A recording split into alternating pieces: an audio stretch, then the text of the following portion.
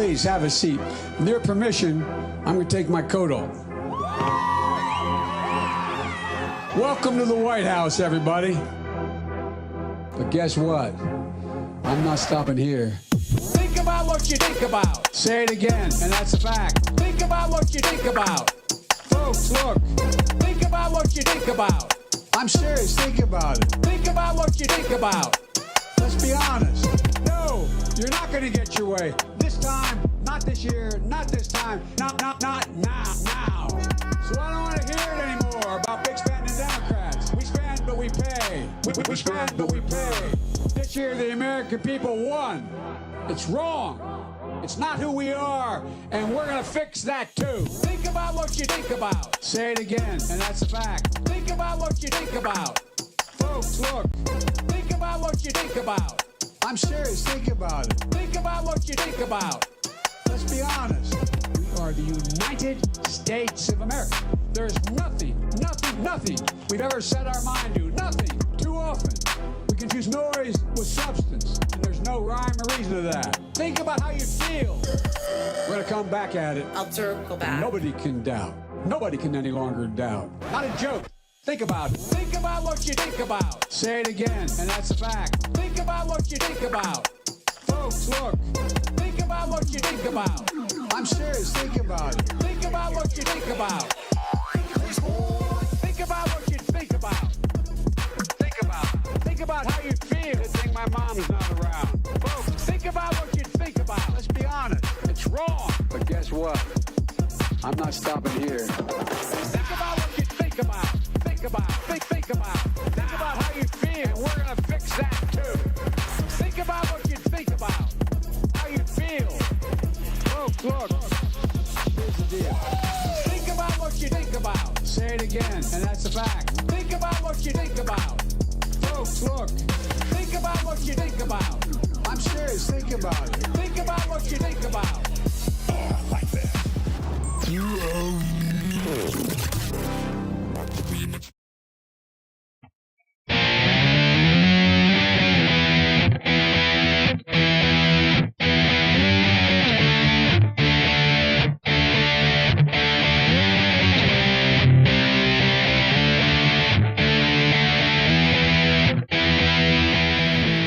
And now, Matt Wright and Spike Cohen.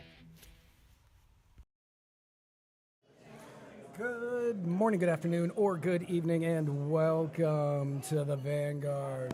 Is this the Vanguard? It is the Vanguard. I don't know how this is the Vanguard. I don't either. This is Nyami River Lodge. Weird. This is the front line of defense against the authoritarian regime that is out there. With me tonight is Jason Lyon, and I am Matt Wright. And together we are going to be traversing the muddied waters of freedom. Spike Cohen is in the house. He's over there doing Spike Cohen-y things. But tonight is incredible. So we are here in Melbourne, the city of Melbourne, in Brevard County. So this is the Golden Liberty Gala put on by the LP Brevard, and it is an incredible night. We're out here at the Nyami River Lodge at the Brevard Zoo, which we got to go through today, and it's an incredible place. And so tonight we've got a couple speakers that are going to be here that we're going to show live, but we're also going to be, of course, covering the elections as they roll in. And Matt will be giving you guys all kinds of good hot takes On what's going to be happening throughout the night. But before we get into anything, first and foremost, allow me to thank Island Root Kava Bar for the kava I am drinking today. Located right here in Melbourne, Florida. And let me thank Eco Products for this cup and whoever provided the water. If you happen to be in the Brevard area in Melbourne, 12 convenient locations for Island Root Kava Bar. And anywhere... Let them know that you've learned about them from Muddied Waters, and you probably won't get anything, but they will appreciate it. And anywhere you can get tap water. Anywhere you can get tap water, you can say you learned about it from us. Bula Vinaka. Talk louder. Okay. Sorry, it's weird being in a live hall like this. So we apologize for any background noise. We apologize for all of that. We are attempting to. We're doing this on the fly just as much as any other show that we do. Yeah. So yeah, it's going to be a busy night tonight. We've got Jason's going to be giving a speech in a little while. We've got Spike Cohen's going to be giving a speech in a little while. And Jordan Marlowe, Jordan who Marlowe is is gonna be giving a speech. re-elected Libertarian mayor of Newberry, Florida. He'll be giving the first speech of the night for the guest speakers.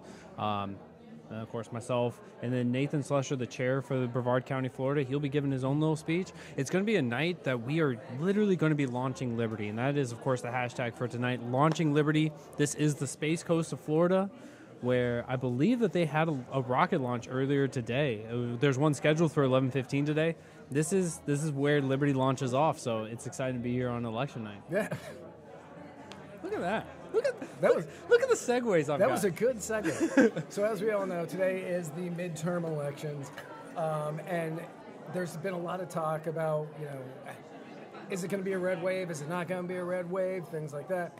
I am going to dispel any rumors right now, and I'm going to apologize to every libertarian watching this.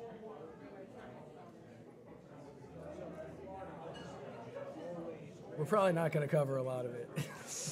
It's going to be a little bit difficult. Yeah. And by difficult, we mean we don't have any windows open for it, but we could occasionally click refresh on any of the windows we do have up.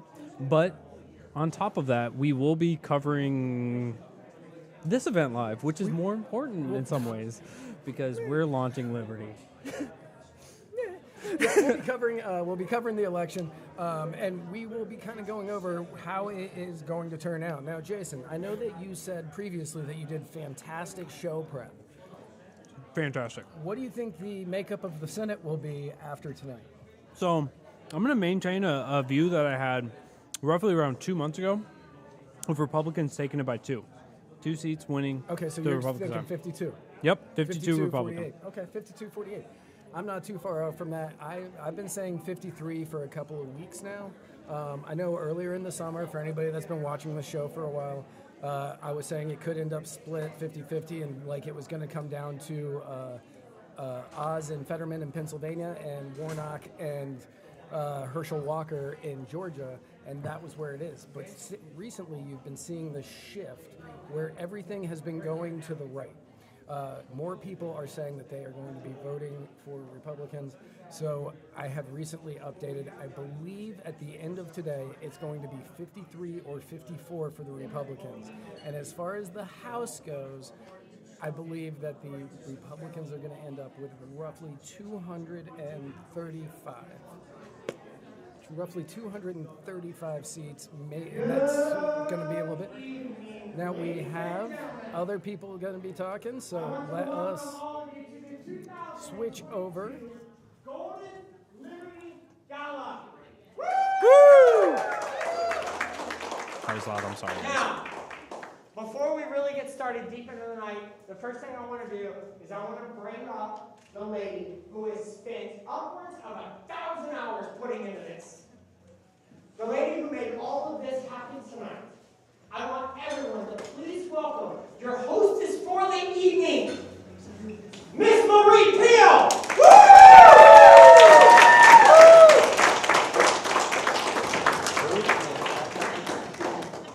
So good evening. Welcome to the 2022 Golden Liberty Gala. This is our second ever. My name is Marie Peel. I'm the Vice Chair of the Libertarian Party of Brevard County, and I'm honored to be your hostess for this evening. 2022 has been an amazing year for liberty in Brevard County. We've reached more local libertarians and voters in general than ever before. Through mailers, TV, news interviews, transparency articles, social media, speaking at county and municipal government meetings, and even a billboard on US 1 in Cocoa. Our names and faces are well known within Brevard County, and we have a reputation of offering solutions rather than complaints. This evening, we're here to celebrate the successes of the past year, celebrate our freedom to vote based on our principles, not beholden to a false dichotomy, to continue to raise money to reach more hearts and minds, and to hear some awesome speakers, to inspire us and educate us, and of course, to watch the election results come in. All this with the end goal of launching liberty in Brevard County. Now let me tell you some about what you can expect from this evening.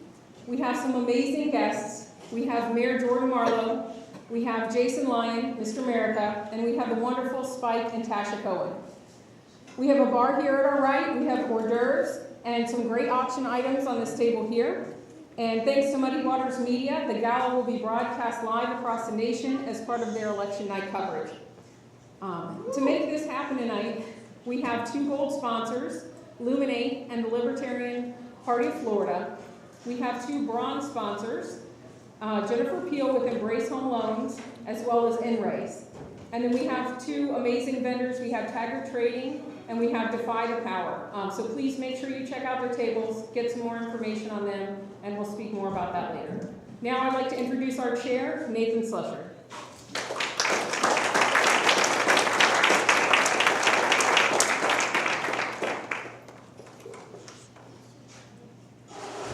Thank you, everybody. So, right now I'm going to be fairly quick. I just want to give a big shout out and a couple rounds of applause. If everybody would, let's please give a round of applause to the Brevard Zoo. They have done an amazing job making this happen. Can we please give a round of applause to Taste Catering for providing the food and the bar? As Murray said, I would like to give a round of applause to our gold sponsors, Libertarian Party of Florida and Luminate. We are super thankful for them, and it helped make this so much easier, so please give them a round of applause. And finally, if we would, please give a round of applause to our guest speakers, Mr. Jordan Marlowe, and the team from Muddied Waters, Jason and Spike and Matt. Please give them a round of applause. Thank you. So, this year, I have been so proud to be part of this team, okay? Last year, when we started this endeavor, we set a crazy goal as a county affiliate to raise funds of $10,000. We were able to raise funds of $6,600, which is a huge goal for a little county, right? This year, we set the goal at $25,000. Which, as far as we can tell, is a record.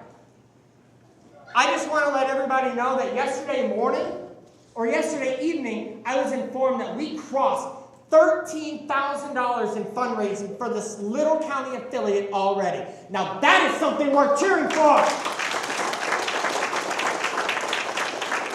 So tonight, while you guys are enjoying yourselves when we're watching the elections roll in, please take a look at our auction table and the items we have up for auction, okay?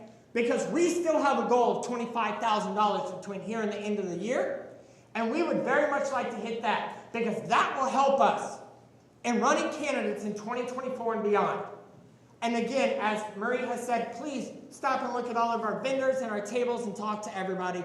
Guys, thank you all for coming out tonight, and I much appreciate it. Thank you.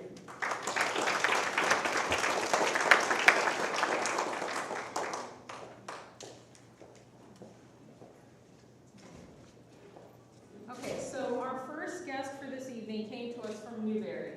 He is Mayor Jordan Marlowe. He's a farmer, a public high school teacher, and an elected official.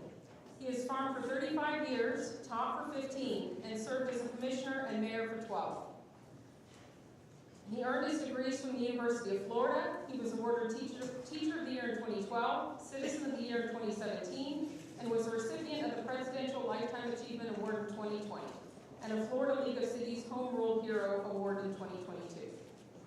I want to tell you a little bit about why I invited him tonight. We are working hard to run candidates, and that's an uphill battle as a third party, but we are putting everything into learning and growing to do that.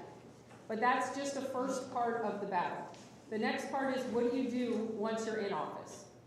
How do you become effective? How do you present solutions in a way that are understandable, so that the principles are clear, so that it's able to be taken up by the other people on the board? Because if you get elected, you're not the only person on there. So I thought the best way to do that is to find someone who's already got that experience, who's there showing those principles and making where he lives a better place as an elected official. So please give a warm welcome to Mayor Jordan Marlowe.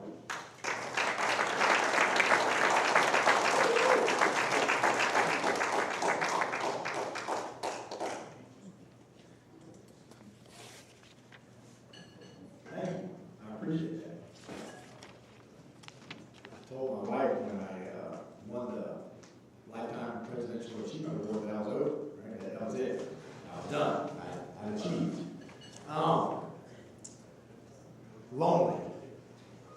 Loneliness, right? That feeling of being in a crowded room and feeling completely alone, right? Well, when you have that feeling, you have to come to the realization that it's up to you to now make your way through that crowded room alone, right? When you have that feeling, you have the option to blaze a trail, right? You can cut a path through the crowd, or you can sit in the corner looking really, really interested in your phone, right? Those are your options. I was asked to come here tonight and talk about what it's like to be a city as a libertarian, and that's it. Lonely. It's a lonely feeling. Now, I've never led a city as a Republican or as a Democrat, so I can't tell you if that feels like a party. But it sure looks like it from my point of view. If you watch them, they bend over backwards to back each other up. They twist and turn and ride and wriggle to support each other, especially when they don't agree with each other. Just try to get that out of a libertarian. We don't do that, right? I had the pleasure of introducing Matt McCare. He was running for state senate a few years back. It was at his campaign kickoff. He's the only libertarian in the race. He's got his party's nomination. And when he expressed what I thought was a fairly moderate view on gun control, I thought I was going to have to offer him my gun just so he could get out of the building safely. Imagine being heckled at your own campaign kickoff. Right? That's what I would call lonely. Right? Imagine trying to knock on 20,000 doors by yourself. Have you ever had conversations with libertarians on social media platforms? There we go, right? There's somebody who has. I bet you by the end, it probably ended up feeling pretty lonely, right? I guess it's a natural outcome. It's a natural consequence of an ideology whose core values all center around the sanctity of the individual, right? The natural liberty of us as individuals. And I guess the question that we're asking is how much of our individualism do we have to give up in order to function in society, or in order for society to function, right? When you get right down to it, that's kind of the question that the libertarians in the room are asking the rest of the people in the room to consider. Tonight, though, even though I've been asked to come here and speak to you about libertarian leadership, I'd like to ask you to consider something else slightly different for a moment. I would like you, for a moment, to consider that leadership and governance are two different things. When I led my city into 5 years consecutive of tax reductions, I started by reducing my salary. When I led my city into its largest and longest period of economic growth, I started by easing some of the burdens, some of the regulations on the businesses that were already there. When I led my city into unprecedented population growth, we started with a multifaceted community-wide campaign to hold on to our small town character. When my community experiences victories, I get to lead the celebration. And when we experience tragedies, it's my job to lead us through that in a way that we come out the other side as one united community. Now, of course, leadership is about a lot of things, but I'm going to try to zero in on 3 elements tonight. Leadership is about being out in front, both literally and figuratively. Leadership is about trust, and leadership is about listening. Now, libertarians, we are absolutely out in front of the pack. No doubt about it. Sometimes we're so far out in front of the pack that the pack forgets we're even a member. Think about it. Just about every issue that Republicans and Democrats are winning votes on today was first put forth by a libertarian. When I suggested that we give every resident and business in my city their utility deposit back once they had 1 year of paying good credit, that was a radical policy. It was an industry anomaly. Just to give you a baseline, there are businesses that spend $40,000 to $50,000 a month on their utility. Most utilities in cities ask for 1 month as a utility deposit. Now that's a tremendous amount of money. That's a tremendous amount of capital sitting there in your city or your electric company's account doing nothing, right? Again, this was a radical idea, but we did it. We passed that policy. It was a financial stimulant, a shot straight into the veins of our economic vitality. Some businesses remodeled, some brought on more staff, residents bought groceries, paid off bills, or put the money right back into circulation by going out to dinner. Now, with Newberry as a model, the industry is slowly beginning to follow a libertarian-led policy. When it comes to trust, unfortunately, we have to face a different story. Right? As libertarians, we just have to face a different story. When I tell people that I'm a libertarian, they look at me like I check my coat and my boot at the door.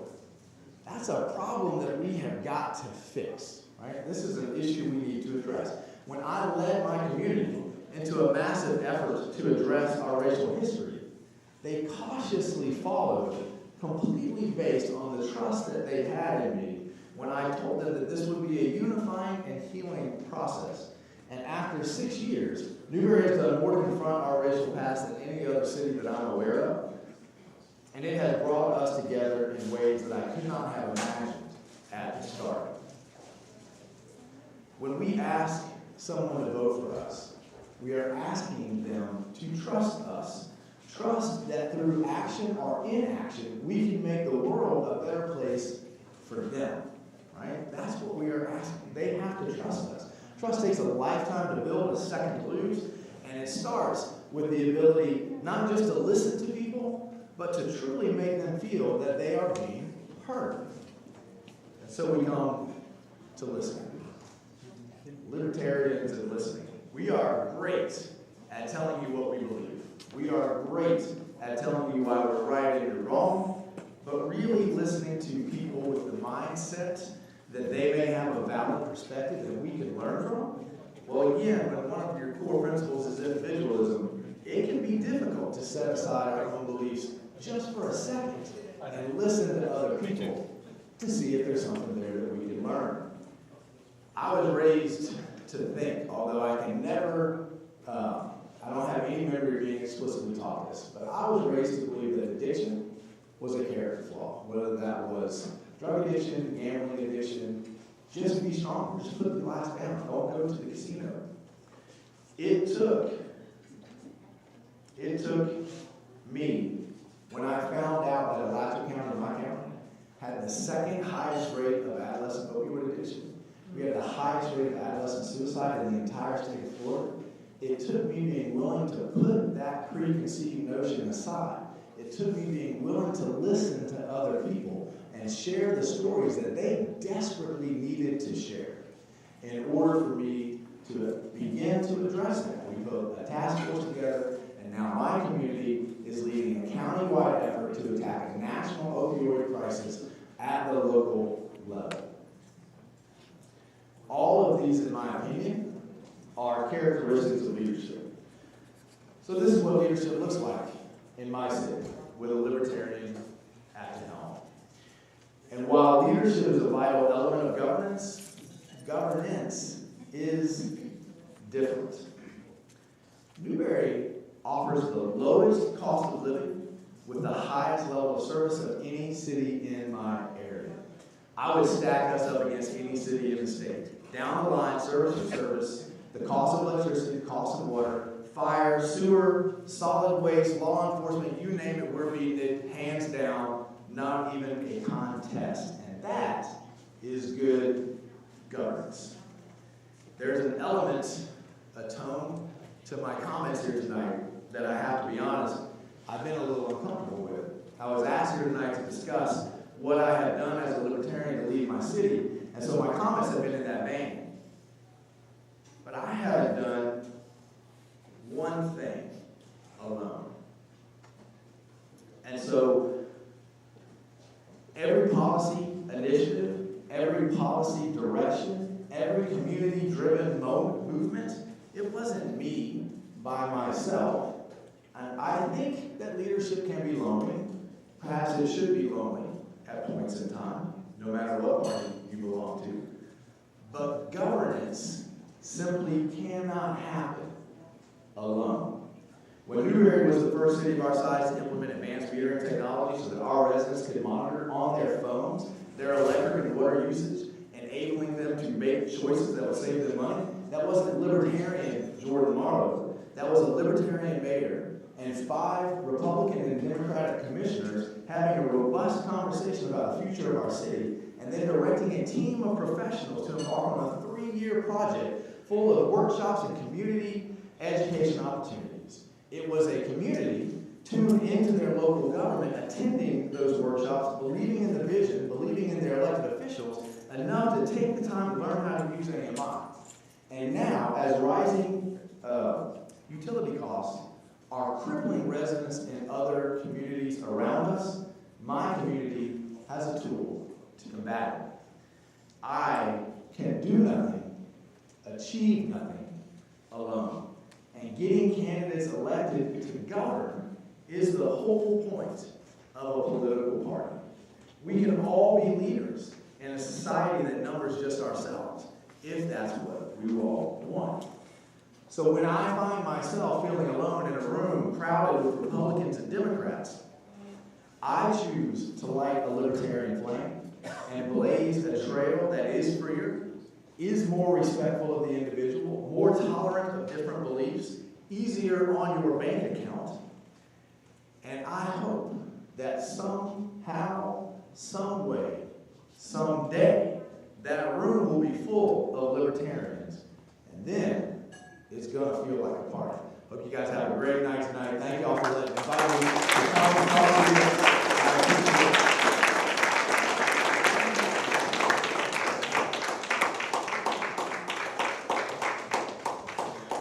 Thank you so much for that. Please give another round of applause to him.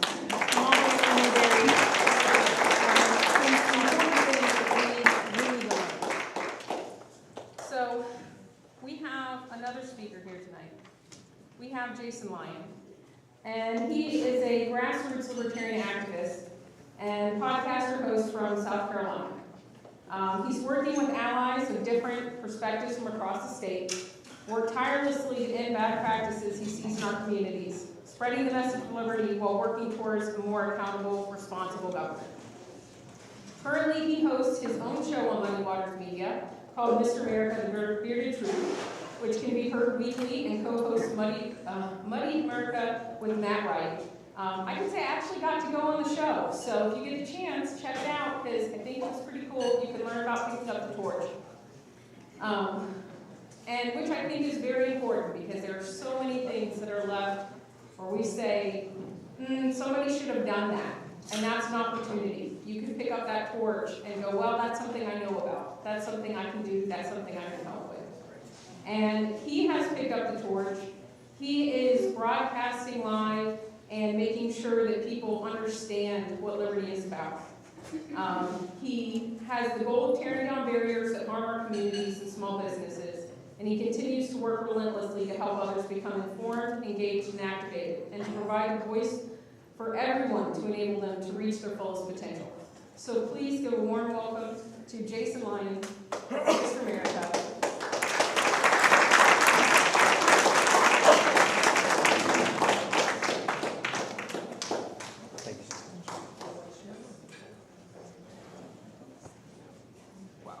This is incredible. Thank you guys so much for being here tonight, first of all. Yes, my name is Jason Lyon, and so I was walking through today. We went through the zoo and got to experience some of the things, and I actually got some inspiration for tonight's discussion.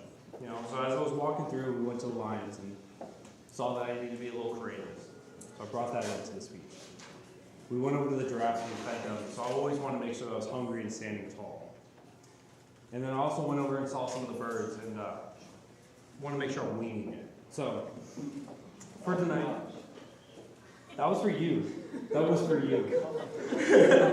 So anyways, so tonight is such a special night. It's election night, and so many voters are leaving with the hope for a better tomorrow. They're looking to pursue a more perfect union, and I'm so excited that we, here in the Libertarian movement, that was for you. We here in the Libertarian movement, we are working to make that happen. So tonight I wanted to first thank, of course, Marie Peel and Nathan Slusher for setting up tonight's event. I want to thank Spike and Jordan and, of course, Matt Wright for helping make this, set this up and have amazing speeches, as well as be able to broadcast this live. But what we're trying to do here is we're trying to help inspire others to be able to carry a torch for liberty. We want to be able to help inspire others to pursue goodness in their communities, to help to achieve more, and just to be able to spread what it is that we've been trying to spread for so long. So with that being said, I want to ask a question of you, and this is going to make some of us a little uncomfortable, but it's for good reason. Have you ever been labeled in a way that made you feel less than human? Have you ever been labeled because of an ideology you subscribe to as libertarians? Have you ever been challenged because of an ideology you took, a culture you belong to, or because of just words you've merely spoken before? Now, if you could go back and change what you've done, or change the way that you were, would you go back and do this? For many people, for libertarians, we stand proud and tall. But for many people within our communities, they don't always get that option. So I was sitting down with a man who was in his mid-60s one day, and he was talking to me, and he gave me a quote that stunned me. The quote was, "We shouldn't judge a man for his worst days for the rest of his days." Now, this man, being in his mid-60s, was talking to me about a young boy in his mid-teens who was caught into the justice system and for violent and drug offenses. And that boy spent 25 years. And during his time in the prison system, he worked hard and was determined to change the trajectory of his life. He wanted to make something different of himself. He realized the errors of his ways. So after 25 years of going through the system, he came out and he was an upstanding citizen. He did a lot of good things for his community. He worked hard. He tried to build with others. He tried to do everything that he could to make a difference. But the problem was that label still carried with him. So as a 65-year-old man, he was still just a felon. He still wasn't trusted within his community. He couldn't be trusted with business transactions because clearly he was trying to swindle people. Now that gave me a pause. What labels was I so quick to give somebody else? What was I doing to make somebody else feel less than human? What was I doing in order to call somebody a Republican, call somebody a Democrat, call somebody a Libertarian, to just negate what it is that they were saying? Was I calling somebody an alcoholic? Was I calling somebody an addict? Or even worse, was I calling somebody homeless just because of the circumstances they were in? Was I helping them or hurting them in that instance? So of course it's important for us as we look inward to be able to trajectory out a much better and to help build within our communities that we try to fight against some of these labels. Because at the end of the day, when we look at these people, when we label them and we take away the human side of them, the human aspect, what we forget is that they're a person. They're a person with a story, with struggle, with hardships, with potential, with real value. A person with better days in front of them.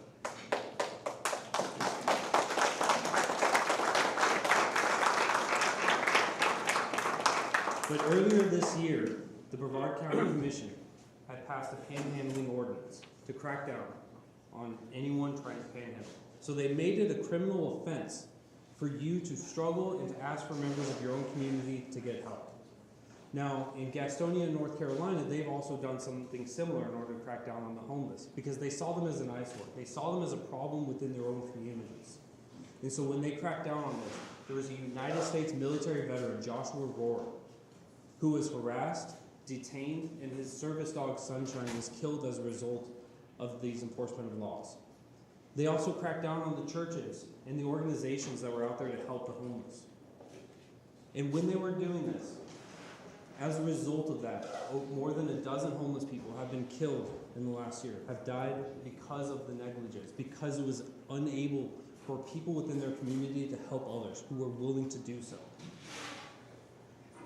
It doesn't sound like it should be a criminal offense for me to be able to give food to one another, for me to be able to help anyone else. Now, we can do that here amongst ourselves, but as soon as you do it into the street, somehow it's a criminal offense. These are things that we must look at and reflect on and actually make changes within our community. Of course, Sheriff Ivey here from Brevard County said, if we save one life, if we stop one accident, we've achieved our purpose. Now, we've heard this line time and time again. It's all about safety. But what about the safety of those 12 people that have died? What about the safety of Sunshine? So it's no longer is it just for safety, but it's more of you will comply, or you could be, through the enforcement, use any means necessary, including taking lives in the name of safety. These are things that we have to look at and grapple with. But I'm not here just to talk about the panhandling issue. I'm also here to talk about some of the other issues where law enforcement are actually creating victims. I'm, of course, talking about civil asset forfeiture, because according to the Orlando Sentinel, in 2018, $255 million was taken through civil asset forfeiture. And if you guys are familiar with civil asset forfeiture, it does not require you to be guilty of a crime for your property to be taken. It doesn't even require you to be accused of a crime for your property to be taken. Now, I'm not here to give you the doom and gloom of how bad it is in the world, but I actually want to inspire you. Because in 2019, there was a special election for sheriffs in my county, Greenville County, South Carolina. And me as an individual, as one lonely man, as Jordan was talking about, that lonely one individual, you can make a difference.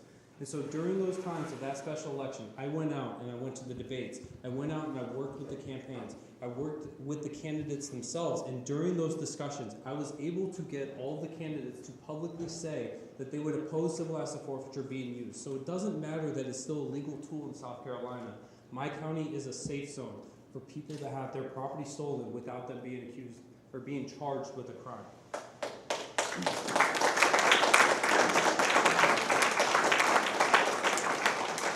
So I think with that, you can take anything that you desire to see change in our communities, you can go out there, and if I can steal a line from somebody in this room, that you are the power. Hey.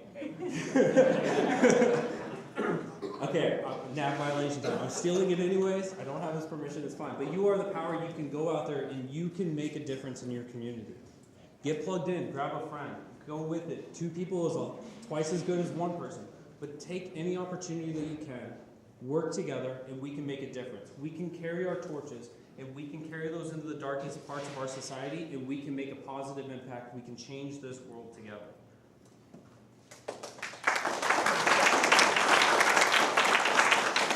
So I want to thank you guys all for tonight. This is an incredible night. I'm so grateful to be here with you all. And I will be here to help any way that you guys can. If you guys have an initiative that you guys would like to see a difference on, we here at Muddied Waters would love to help you in any way that we can. We are trying to make a difference. We need a movement. Spike Cohen is also here as well.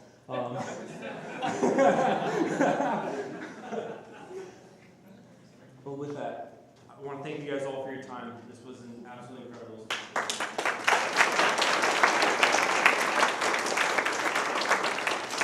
Thank you one more time for Jason.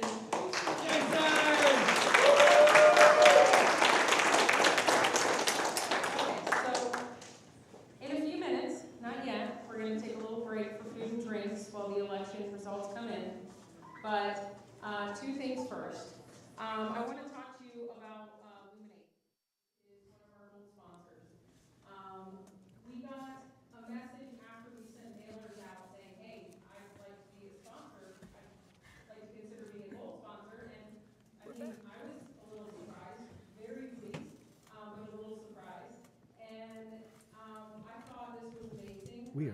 here.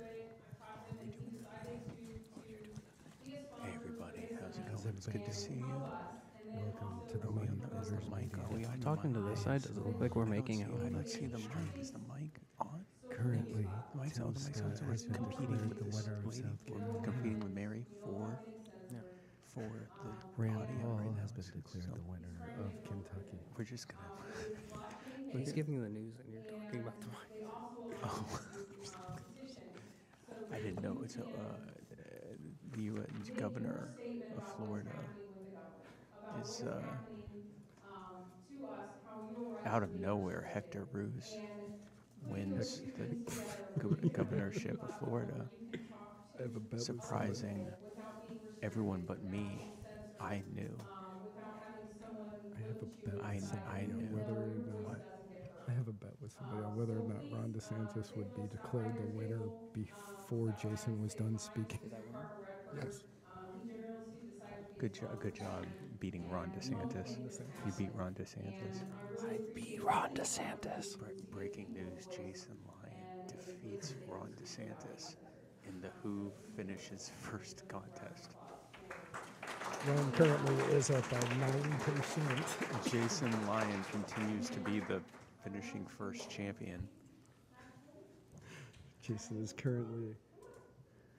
Jason, we know the mic is hot. This is. Oh, there's someone speaking. We gotta listen to someone speak.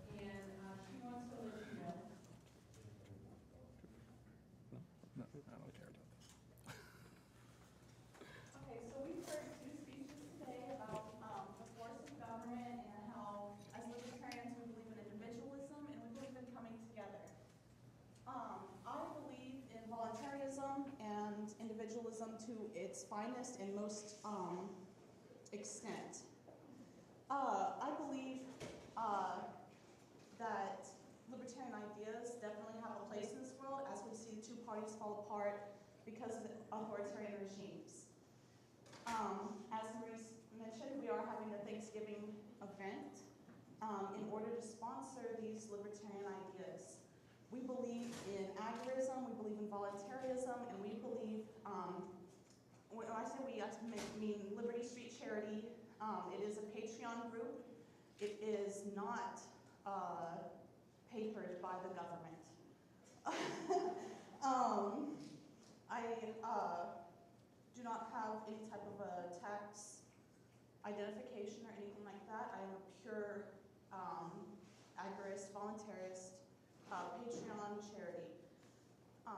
In order to further the ideas of libertarianism, I believe that people, no matter their backgrounds, their politics, or what type of government, local or national, state, decides to get in the way, that we are people, and if we come together and cooperate, then we will succeed in this world with our ideas. You know, people volunteering and bringing ideas and hope together in order to achieve common goals should be the focus of our principles instead of a lot of the infighting that ends up happening. Hopefully, I don't care if you are rich or poor or what you believe in. When it comes to community, we've heard that word a lot tonight. Bringing the communities together and creating your own community, especially when they say that everyone's so together, but because of social media, they're all divided as well. Getting more communities, getting law enforcement out. I would like to congratulate Brevard County, by the way, for being the most corrupt sheriff's department in the nation. I don't know if that's much to congratulate about, but we did win that from third-party watchdog organization with the sheriff's department. So again, I would like to ask that we come together this evening in order to further common ideas, common grounds, and put disputes to the side in order to have more community, more outreach, and to really put our money where our mouths are. We talk about these things, but if we could just get involved more, and just get out into our own communities more often, then I think we can make a big change. And we can stop the overzealous policing and the crimes that are committed on citizens all across the nation. Thank you. The event that we're having, we would like to ask for donations. We've got pretty much all of the meats we need. We've got we're just getting the sides. I believe we have most of those, but we want to help feed the homeless. And You're okay. This is my first time. I know. She's doing great, right? Oh. This is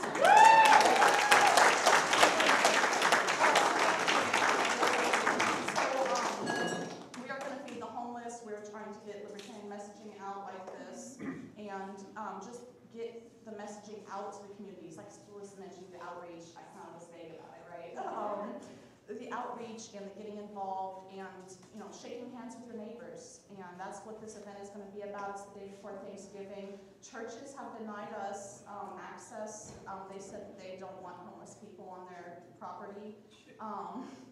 And so I believe the Libertarian Party has a strong footing and a strong place for us to be in our communities.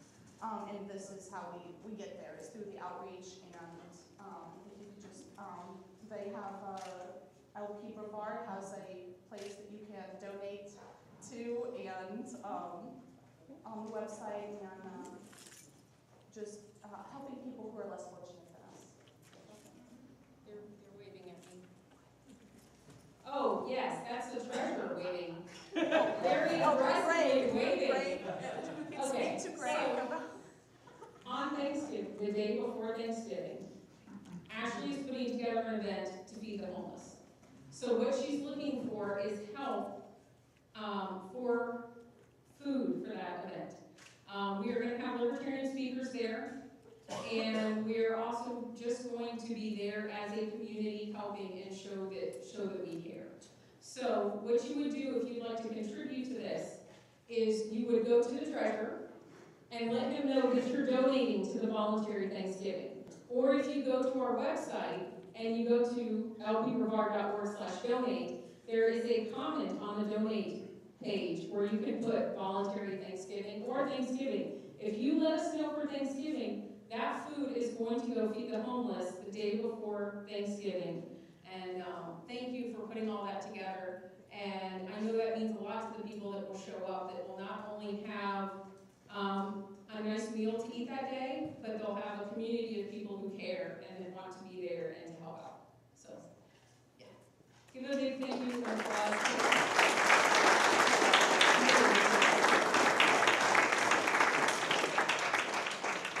Okay, so as election results should be rolling in now, we're going to take a break for a few minutes, get some drinks, get some food, and then we will come back with our chair, Nathan Slusher, and then with Spike Cohen. So we'll see you in a few minutes.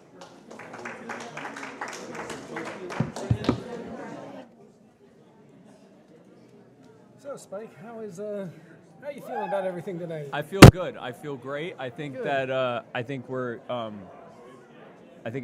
doing well. Good. The event is going off swimmingly. Yes. Akon made an appearance. Akon? Akon made an appearance. The Sloth? No. What song did Akon sing?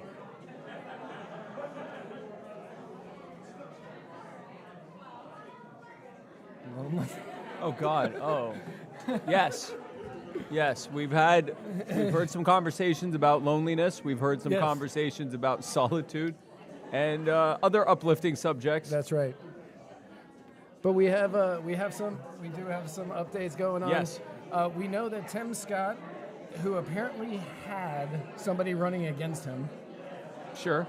has won South Carolina. That is a shock. Shocking. Just shocking on that one. Don't know how Tim Scott pulled it off. I don't either. I was absolutely...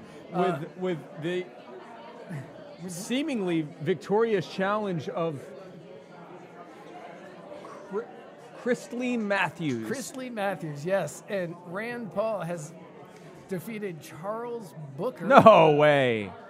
in Kentucky. No possible way. And in Vermont, Peter Welch. The Democrat won in Vermont. I know, it's shocking. I am shocking. Gobsmacked. So what we've seen is so far. Wait, there's only been 443 votes in Vermont, and they're calling it? Less than 1%, yeah. Well, I mean, that's pretty impressive. They called South Carolina with 0% in. Yeah, I mean, yeah. They're just doing the ones they know are going to happen. Right. So Well, that's impressive. We have a long night of elections ahead of us, and we won't be here for all of them because we have to be out of here by 10 o'clock. Yes. But we are hoping to at least get some of these results in before the end of the night. If that is I still want to know if that is a printed tie or if I'm disappointed. I don't know what that means. Joe Hanush got 35,000 votes so far. 35,000 votes. Fantastic. Good. I love Joe. Joe is a great guy. Joe's great. Yeah, we love Joe. Wish him the best in this race. U.S. House. We have some. I seem to be stuck on Georgia. I don't want to be stuck on Georgia. So just so everybody knows, a really fun way to kind of get an idea of what the election is going to turn out like, watch Florida House District 13. Florida House District 13 is kind of a bellwether for the entire state. So if Anna Paulina Luna, yeah, if Anna Luna wins, that means that the Republicans are going to be winning a lot. If Anna Luna loses, that means that the Republicans are going to be winning less than what everybody thinks. It's going to be a very interesting. It's going to be a very interesting race. It all hinges on Anna Paulina Luna. Yes, Anna Paulina Luna in Florida District 13 is a very important race for anybody who is wondering how this night is going to go. Yes. All around. Oh, there. No. Yes. I don't want Georgia. I want others. Is there any other state but Georgia that has results? Apparently not. Apparently not. Breaking news, America is really only just Georgia and always has been. It always has been. It always was. Ohio has never existed. Ohio. We were told that Ohio and Wyoming do not, in fact, exist. It turns out the other 49 states also do not exist. It's only Georgia. So, nope, it's really just Georgia. That's it. How's our friend Herschel Walker doing over there? Currently, with 11% reporting, Raphael Warnock is defending his seat with 58.5% of the vote to Herschel Walker's 40.1. That's only 11% reporting, so a lot of time left. But that is a lot of ground that you have to make up. That is more than I think they suspected. That is a lot more than I think they suspected. Wait, who's doing the ticker? How do we get ticker tape? I did that. You typed that just now? Not just now. I've been doing it. Wow. Yeah. Anyway, go ahead. Yeah.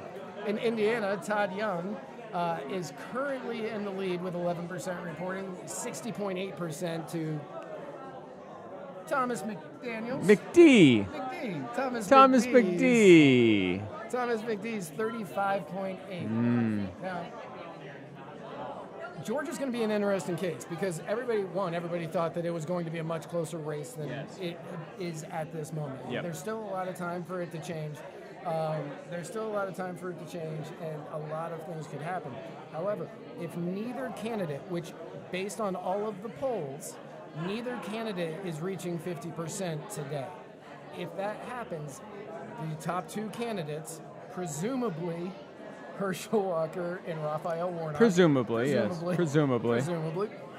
Will have a runoff on December 6th. So it could be that we come down to a situation where once again the Georgia Senate candidates make it where we don't know who's in control of the Senate until next month. Incredible. Very, very possible. Very possible. What's the North Carolina result there? So right now in North Carolina, Sherry Beasley is up 58.8% over Ted Budd with 29% reporting, and that's got to shock a lot of the Republicans at this point, too. What I'm not getting is, so they aren't ready to call that race, understandably so, because only less than 30% has come in. But Vermont, with 400 votes counted, well, now it's, still. Yeah. Still. 650 votes counted. With 650 votes counted, they were ready to call Vermont with less than 1% reporting. Yes. That's called accuracy. You know, there are certain times that you just know. That's fair. There are certain things you just know that is That's how it's going. that, yes, is yours. That's your, well, now it's yours. That's yours. So, well, that's what we're doing. We want. That's what we're doing that now.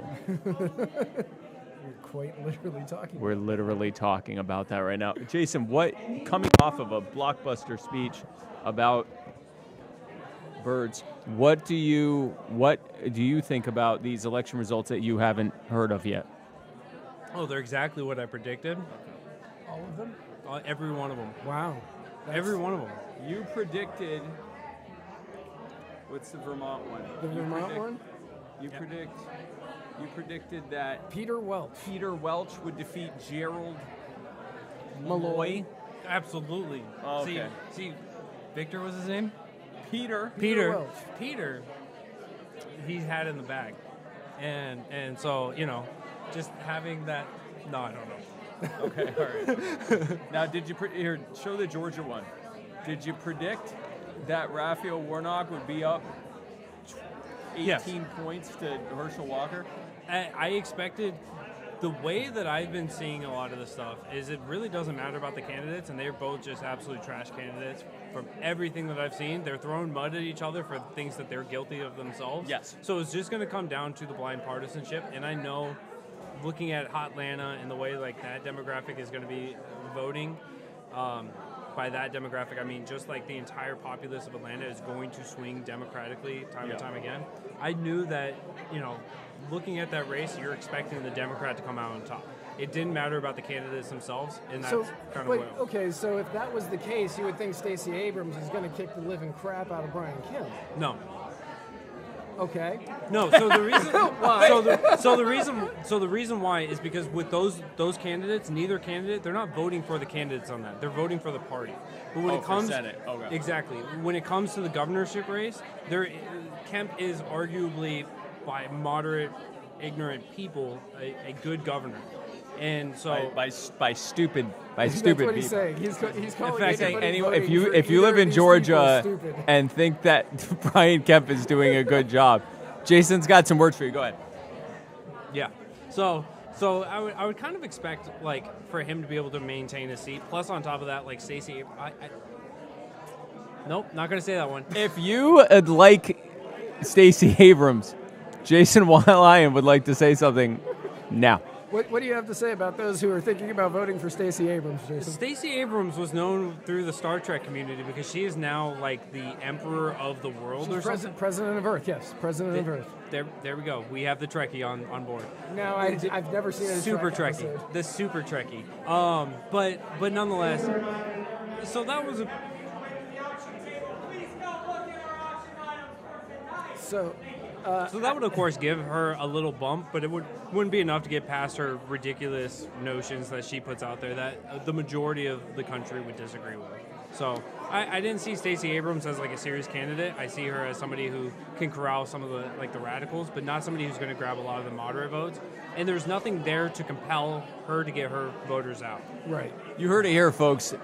Mr. America, the Bearded Truth, Jason Lyon, destroys Stacey Abrams supporters with a fusillade of facts and logic bombs. So we got a question coming in from Facebook from Abigail Horn Kane. What's your prediction for DeSantis? And as of right now, DeSantis is up by. We can call that. Oh wait, no, that's Rubio. That's Rubio. Yeah, we're on Senate here. I need to switch over to governor. Breaking news. Breaking news. Ron DeSantis declares himself to be Marco Rubio. There we go. So Ron DeSantis is currently up by 12.5 points over Charlie Crist. I predicted that he was going to win it by 10. So it's not over, and I'm feeling the Christmentum. I think that the Christmentum. I will take that bet right now. I don't want to bet anything. I don't want to bet. I just said that. You I don't want to believe in the Charmentum, huh? The what? Charmentum. The Charmentum? Charlie Crist. Oh, the Charlie Mentum? No, I like Christmentum. Christmentum. Mo Christum?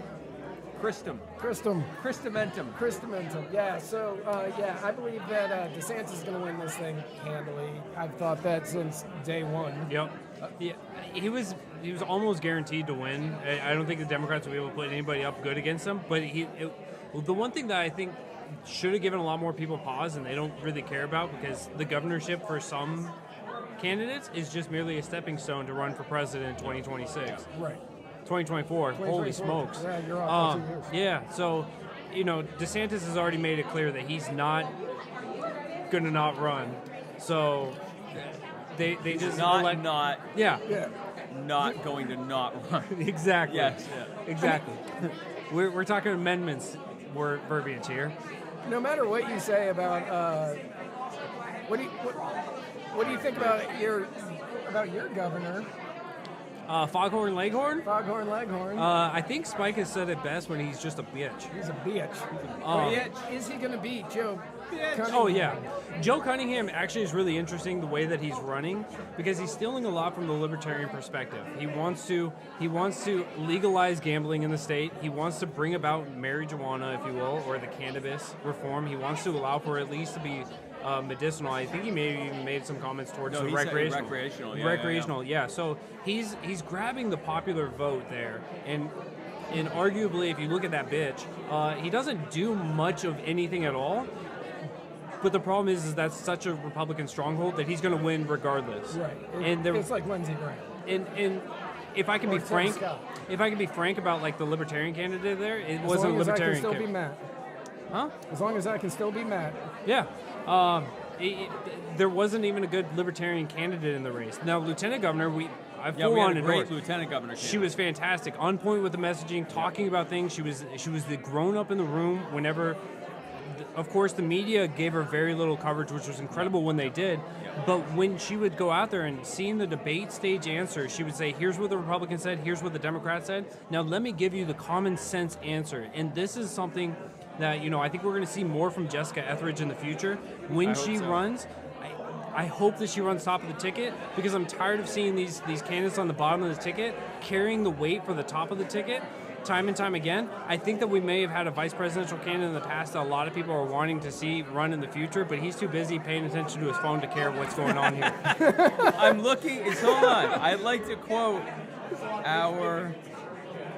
I'll find it. So all I want to say, I'm just going to keep it very simple. So guys, it turns out if you're running for office, the things you claim are pretty easily verified. Like, for example, if you say that you once played for 3 different NFL teams, you could just go on their websites and see if that's true, or look them up on Wikipedia or on the NFL player database, or look for any articles that ever mention them ever in a single game once, and easily determine if that is not even remotely true, and which would then bring to question anyone who would put that person up to run for a major office without even a basic level of searching their name on Google and finding out that they've made some of the most arguably insane claims in their previous runs for office under different political parties, which they also didn't represent ideologically in any way whatsoever. And also they have a violent felony record. Hypothetically.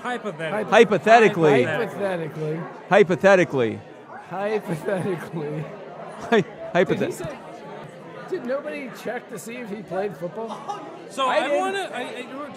You did? Yeah. I'm that's the most work you've done on sports ever. Took me 6 minutes. So what you're saying is that LP South Carolina needs to do better? I didn't say anything about any individual affiliate or candidate. But I think that there's plenty, so if I could speak to that, there's plenty of reflection going on there. There's a lot of development on like good recruitment efforts, and I think that that's one of the things that needs to be highlighted for a lot of the Libertarian affiliates is to make sure that you're vetting your candidates well, that they're going to be good messengers and good on principles, and being able to actually create a movement behind them. Yes. And so that's why, when we're looking at the presidential races coming up, looking at the Spike Cohens of the world, looking at Dave Smiths of the world, looking at even Justin Amash, who's able to have a political sway. Yep. Those are candidates that are going to be on the top of the ticket. And if I can say, you don't want to have somebody that was argued to be vivacious, who may have been the most electrifying candidate since Bob Barr. The most electrifying Libertarian presidential candidate since Bob Barr. There we go. You want to make sure that you have somebody who's going to create a movement around them. You want to have somebody that can speak to the ideology, the philosophy, the basic tenets of libertarianism, and just come out with common sense answers. And this is something that we're missing from the Republicans. This is something we're missing from a lot of libertarian candidates. You can see when they come out there with these things, they make headlines when they get out there. These are, Chase Oliver made some pretty good headlines. You had Shane Hazel. You had Donald Rainwater in the during the governorship. And you had Jeff Moore this time for the Secretary of State race, and James Seniak, who was running for Senate in Indiana. You have people out there that can sell the message of liberty and get people behind them. These are the people that you have to look to. These are people that may like to sit in the background, but when you give them a spotlight a little bit, they're going to shine. And these are the people that we need to focus on in the future. Yeah. We need to figure out who the stars are of the Libertarian Party and actually put those people up for, not this guy, but anybody else. Everyone else. Anybody else. We need to put those people up. We need to put those people up to run for office. And for anybody that was watching our 2020 stream, you may remember that we talked about how, even though libertarians might not win in a federal election, that doesn't mean that you need to give up hope or that the fight's over, that we've lost. We are making gains throughout the entire nation. You see it all over the place. We have a great crowd of people here tonight for this event at the Brevard Zoo. It's a beautiful location. Obviously, I am the best dressed person here that's male.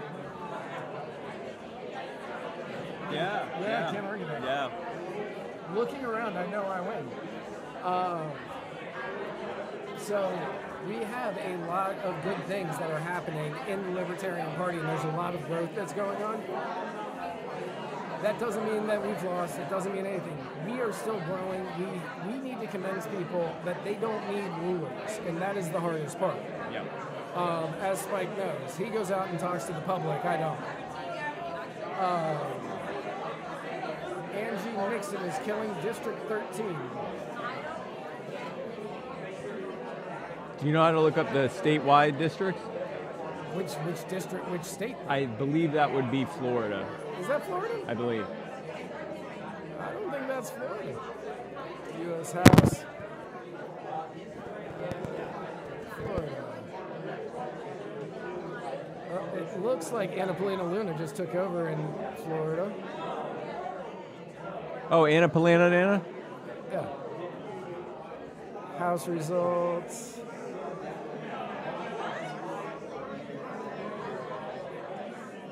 Oh, it's wood. Meg, my tie is made out of wood. Anna Luna is currently, it's wood. Spike just realized he's wearing a tie. Is currently. No, I didn't know it was made out of wood. And his tie's made out of Angie wood. Nixon is not District 13 unless it's a state wooden race. tie. If it's a state race, I don't know. We don't have the state up right now, but we can take a deeper dive into that later. You're saying you touch this wood? We're having a whispering conversation over here for the viewers. You know they can hear everything. I know. Okay. Spike just touched his wood. I was in tie. So, speaking of wood, would you like to segue into the next would conversation? anyone like to check the governor races? We really just have Florida and Georgia, huh? Florida, Georgia, New York is another one. I can't imagine who's going to win New York. Oh, have you not seen the polls there? No. She's losing. What, in the actual polling? Well, not right. I don't know about right now, Oh, but okay. in the overall poll, she's currently losing. That would be funny. That would be hilarious. That would be funny, guys. Is New York anywhere on here? Let's see. So yeah, currently, New York is a sleeper pick by many Republican pundits to be somebody who is going to flip. Nope, not that. How do we get back to the whole thing? I'm just going to look up New York governor That'd be race. cool. Yeah. Because trying to do all of this is difficult.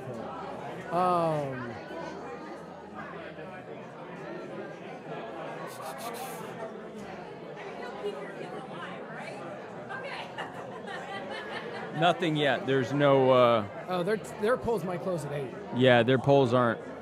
They're not showing anything yet. Vermont now. Phil Scott of the Republican Party is ahead in Vermont. Phil Scott currently ahead of his Democratic opponent by over 60% in Vermont.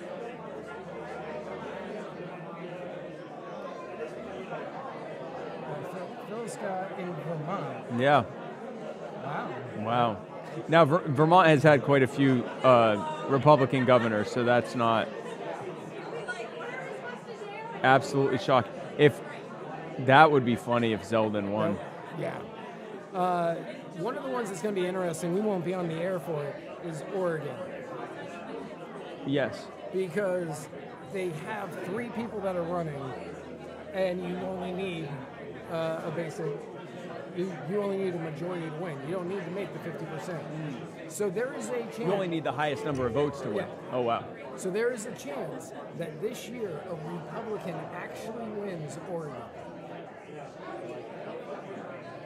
It's been it's been fun to watch how that one's been coming out, and if that ends up becoming, if that comes to fruition, that just shows you that we have shifted very far from where we were only a few years ago. Yeah, no, that would be incredible. It would be incredible for Oregon and Vermont to elect Republican governors while Georgia elects a Democratic senator.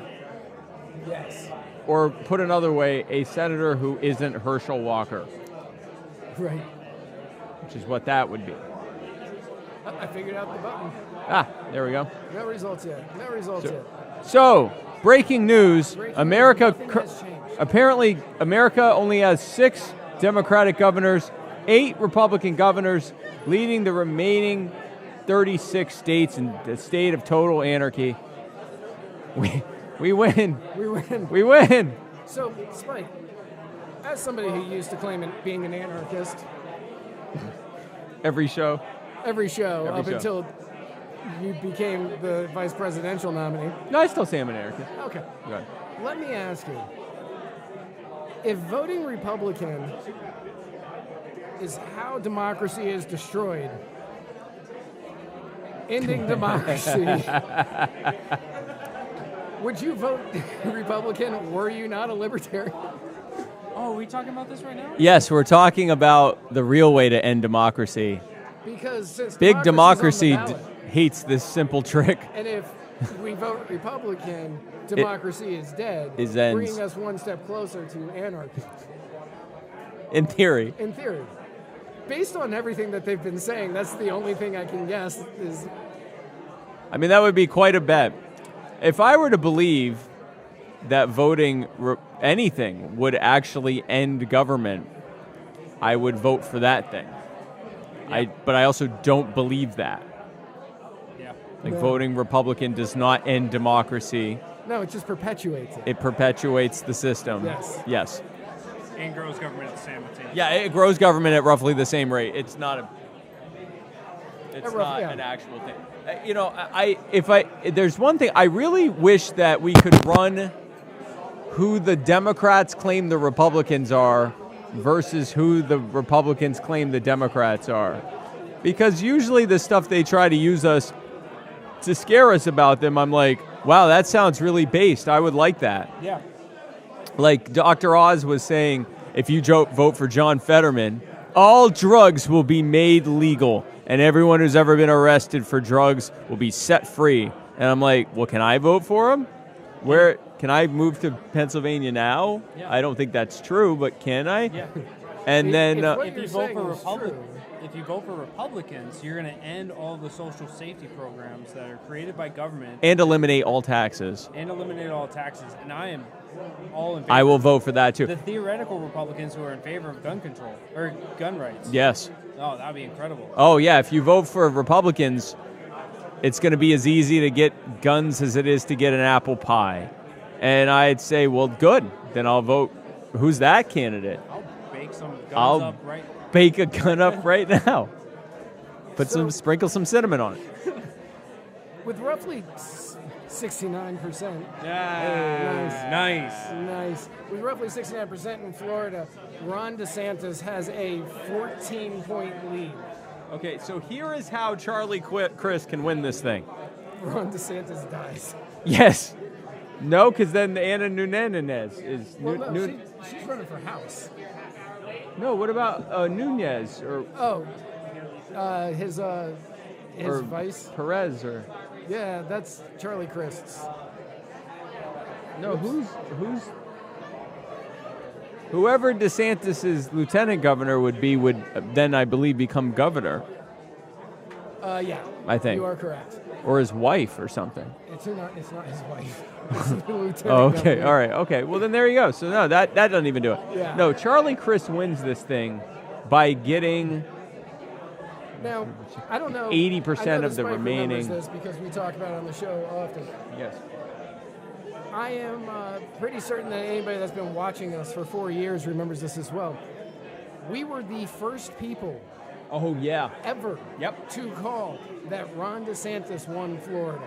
We did it 3 days before mainstream media did it. Days. We did it days, and we also called that Brian Kemp was going to beat Stacey Abrams like a month before anyone else. Like, we ended the show saying, this is who your governors of Florida and Georgia are going to be, respectively. It's going to be Ron DeSantis, and I kept calling Brian Kemp Kevin or something like that. Yeah, kept calling him Kevin. Nathan Kemp or something. But we said who was going to win, and they won. So we called that. So, are you willing to call Florida for DeSantis? I think we should watch this. I think Chris Christie. I think he's going to get the Charlie Crist. Yeah. What I say, Chris Christie? No, I think Chris Christie's going to win this. Let me explain how Let me explain. Hurricane Nicole is going to bring Chris Christie ashore. It's going to beach Chris Christie. It's going to beach Chris Christie. Shore up those votes. And he's going to shore up the votes. Look at those. The puns. That was not. I guess that is a pun. He was going to shore up the votes, and I do think Chris Christie. Everyone's talking about Ron DeSantis or Charlie Crist, but that's not how you should look at Chris Christie. That's my ticket, Chris Christie. Chris Christie. So currently in Georgia, Stacey Abrams has a roughly 6-point lead over Kevin Kemp, as you call him. Kevin Kemp. Over Kevin Kemp. Wow. What are your thoughts here? Is with 24% reporting, is this going to hold or no? No, it's absolutely going to hold in the Senate, but no, not here. No. No. Stacey Abrams will declare victory. Oh yeah, but it's not going to happen. Stacey Abrams declared victory 3 weeks ago. Yeah, no, but realistically, I don't think that she wins this. I don't think that she has the support that she needs. from the voters. I don't think she has a justification for people to come out to vote for her. I think she just fails on some of the fundamentals there. Now, Kemp is going to take more of the moderate vote, and I think that's what's going to save. yeah, no, that's absolutely true. Oh, okay. Apparently, somebody else called it for Ron DeSantis already. Oh, that's crazy. No, listen. Look. I'm going to say that I called it before the AP He did. called it. Matt Wright, half of Muddy Waters, or right now a third of Muddy Waters Media, or did you call it for DeSantis? Yes. 2/3 of Muddy Waters Media, the wrong 2/3, wrongly have joined AP, or JP has joined them wrongly in saying that Ron DeSantis is going to be. No, we were just not right. You're all going to feel like idiots tomorrow morning when Chris Christie washes ashore and gets like a 500,000 votes overnight. You're all going to be gobsmacked. And this is just breaking in with a whopping 93 votes. Kay Ivey has been declared the winner of the Alabama governor's race. That's probably accurate. That's probably accurate. My favorite here is in Tennessee.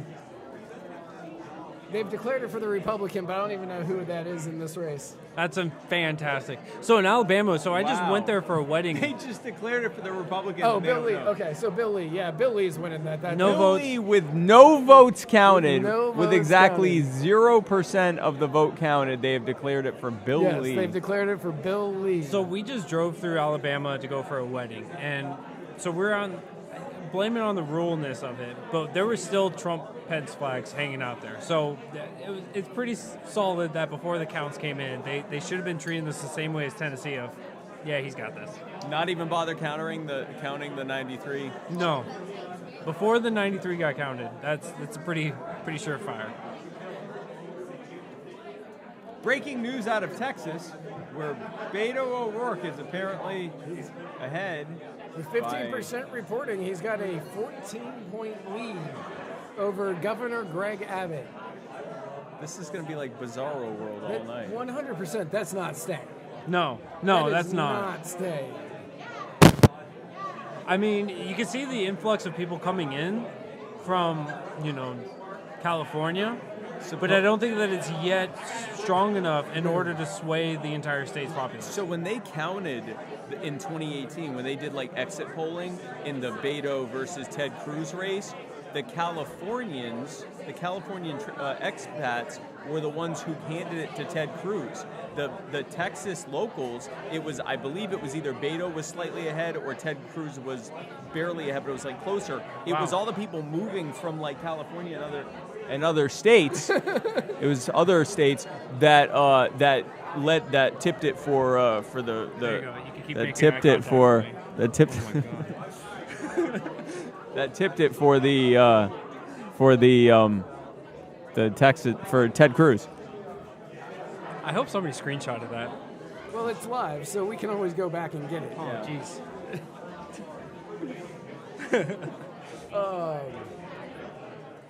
I didn't hear about that before. So that's interesting, and that's kind of that was always the hope, was that when people left because of a Democrat stronghold in California or New York, that's hey, I'm going to leave back those policies and go ahead and change it up.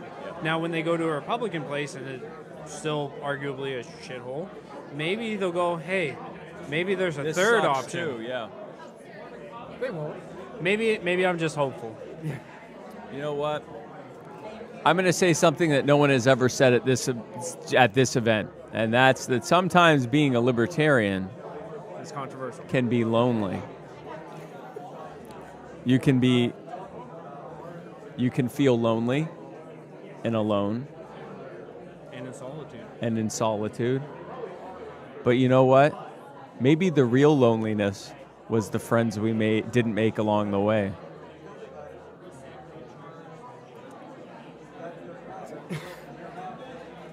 I'm going to let that settle by itself for a little bit. Just let. That's good. Moment of silence. Just leaving it alone. Just going to not. Moment of silence.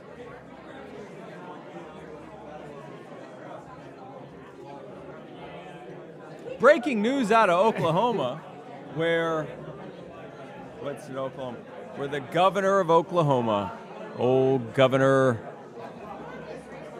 Senator. I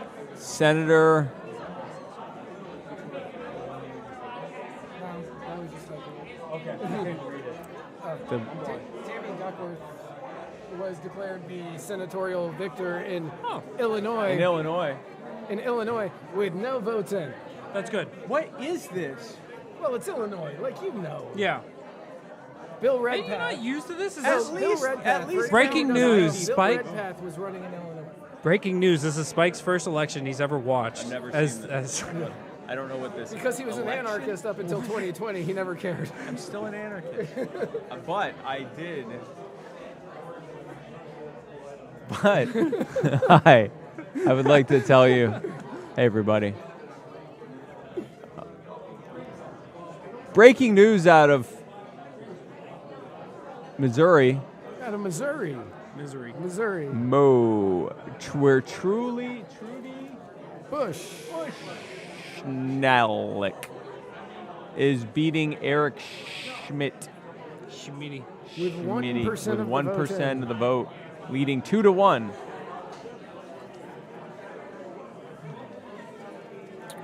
Oh, Vermont goes blue? What a surprise. Yeah, they called that with 1%. That was too late to call that. The governor race, the Republicans ahead by like 3-1. Yeah, in early voting or early count. We'll see how that fares. The governor of Vermont is currently, with 2% reporting, Phil Scott has a 64% lead. In Vermont. I don't think it's going to hold. Spike, Matt, what are your guys' like wild card? This is not what's projected, but here's going to be somebody that's going to come out and surprise everybody as they squeak out their win. Chris Christie. Okay. All right. Well, that was terrible. That backfired real quick. He said Chris Christie. Chris Christie. Chris Christie's my guy. Chris Christie. Wailed and shored up on Florida. And they're going to... Half the states from New Jersey, they're going to be like, oh, it's that guy with the thing and the meme. Does he get shored up on public or private beaches? Which one do you think he lands on? Well, in Florida, it'll be a public. Yeah, public. Oh, they're all public, aren't they? Yeah. Makes sense. Yeah, no, I thought there were private beaches in Florida, no? No. Florida owns all of the coast. Oh. Well, then, public. There we go. Yeah. All right, another dumb question from Jason. First one was, what's the wild card? That was Christie. Yeah. No. Damn. Breaking news. Oh. Oklahoma,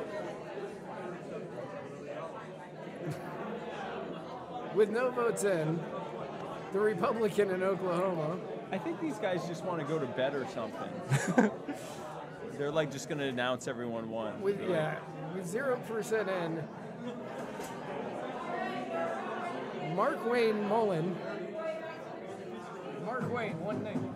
Mark Wayne Mullen has been declared a victor with 0% of the vote.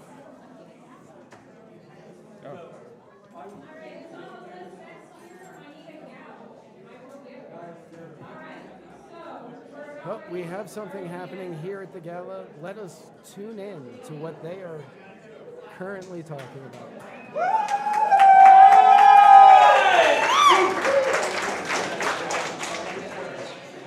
I can't whistle, that's all I can do. Come on, Peel. Talk. All right, everybody who's still speaking, please make your way back to your seat or don't speak where you're standing. All right, so we're almost there to Spike. First, we're going to have Nathan speak, but before that, we're going to have Vice Chair Josh Lofka from the Libertarian Party of Florida is going to speak to you for a few minutes here. So Josh, here you go.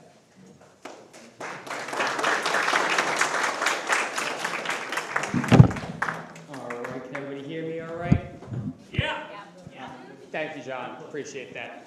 All right, everybody. I want to thank everybody for coming out tonight. For those of you who don't already know me and didn't hear the awesome introduction I got here, my name's Josh Halofka. I'm the Vice Chairman for the Libertarian Party of Florida. Want to thank everybody once again for coming out tonight. Want to thank the Brevard LP affiliate out here for hosting this event. Nathan, Murray, thank you again for putting this on and having everybody here. Want to thank all of you guys who came out here. You guys are part of what helps Liberty grow and move forward in these races here. Every one of you guys has donated to this cause by being in attendance tonight, so I want to thank you all again for your donation and your contribution to the cause of liberty. I'd also like to thank all of our volunteers and our LPF donors. You guys are what makes the wheels on this bus go round and round. Whether it's a tour bus or a short bus is, neither here nor there.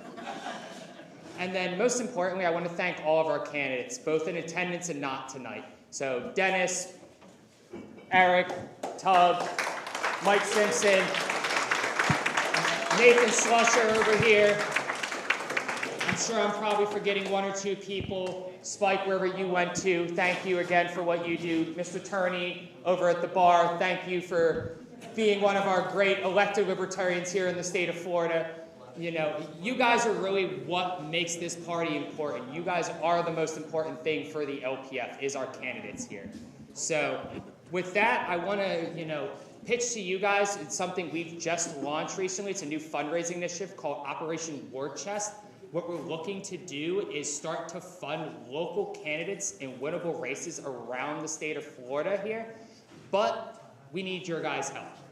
So if you are looking to, help move that torch of liberty forward, if you're looking to keep that flame alive, I highly encourage everybody here, go to lpf.org/donate. Whether it's $5, $10, $100, $1,000, whatever you guys can contribute.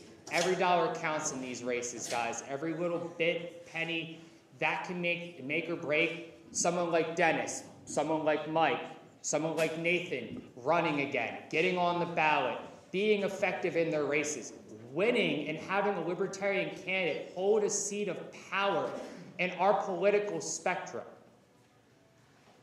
I'm going to kind of gimmick infringe upon Spike wherever he went for a minute here. The people are the power. You are the power.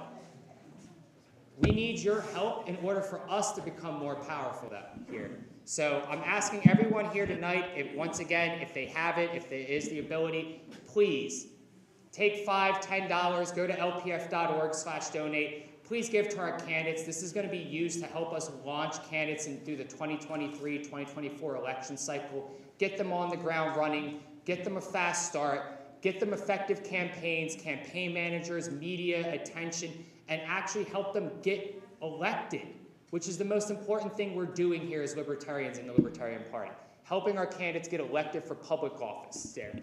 So once again, I want to thank everybody for coming tonight. Once again, lpf.org/donate, one more time for you guys who might not have caught that. $5, $10, if you got $1,000, I'll give you a big hug at the end of the night here, guys. But thank you again. Keep doing what you're doing here. Keep moving the voice of liberty forward, and good luck to all of our candidates who are in races tonight. And for those for future races, like Eric and Tub over here, good luck to you and keep up the good fight, gentlemen.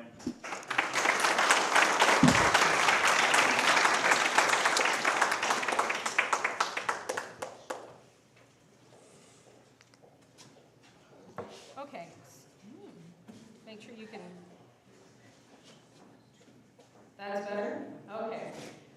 Next up, we have someone who's been pushing over the last 2 years endlessly, tirelessly to bring liberty to Brevard County. He had stepped up last year to be our director at large. He stepped up this year to be our chair. And actually, this idea, this gala came from him last year. Last year's gala was put together in 90 days. And it was still maybe about half the size of this for having been put together in 90 days in a can we do this, can we make it happen? He picked up the torch of liberty. He decided that, yeah, we can do this. We shouldn't hold back because we think we're small. But whatever we decide to do, aim big, we can do it. He has been our chair. He put his heart and soul into running for office. He put his heart and soul into writing transparency articles to let the people of Brevard know what was happening. Not even necessarily our spin on what is happening, just this is what your elected officials are doing. And that has gotten people's attention. And I believe that's part of the reason that we're here today, because that let people know that we're watching. We will be that voice, we will be those eyes on what's happening with local government, and we will step up and we will speak. So I'd like to introduce you again to our chair, Nathan Slusher.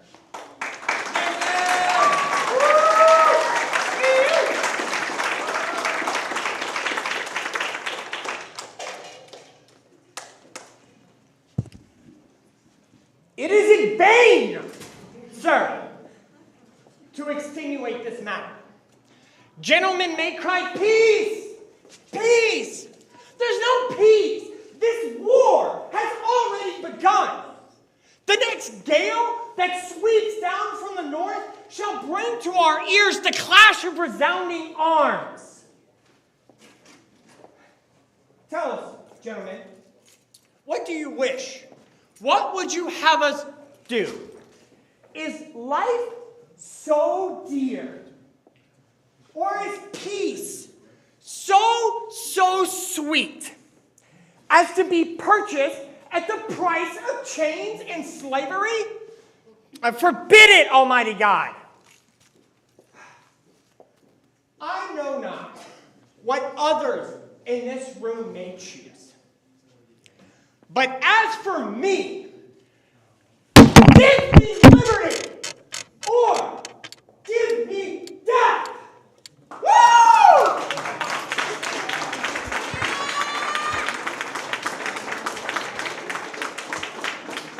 Those words rang off the walls of St. John's Church in Richmond, Virginia on March 23rd, 1775. In front of 120 delegates, by a man who held no power at the time. He held no title more than lawyer. He was nothing more than a colonist who was known by his peers for standing against taxation. And yet, he has been accredited with starting our revolution with that speech. His name is Patrick Henry. Henry was America's original taxationist theft man. Going as far in 1765 as to personally tell the king that if the taxes didn't stop, that he was going to suffer the same fate as Julius Caesar. He risked treason for that, in something that today would be equivalent to threatening our president. You see, Patrick Henry understood and stood against one very important thing: establishment bureaucracies. Henry understood that bureaucracy will always attack liberty. Liberty defined as the right for an individual to live life however they wish and do whatever they like, so long as they harm no one nor violate their natural rights. That liberty will always be under attack from bureaucracies who control geographical areas. That is why we believe so strongly that the seat of power in the United States of America belongs with the individual human being. That is why we believe so profoundly that the most important government in our lives is the one in our own backyard, right here in Brevard County. Because the smaller the government is, the easier it is to alter or abolish as prescribed in the preamble of the Constitution. And conversely, it's actually easier to defend for the people who live there.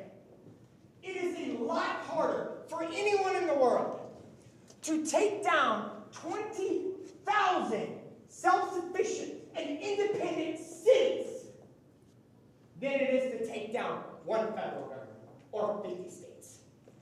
Decentralization provides us with national resiliencies that a centralized government cannot even fathom.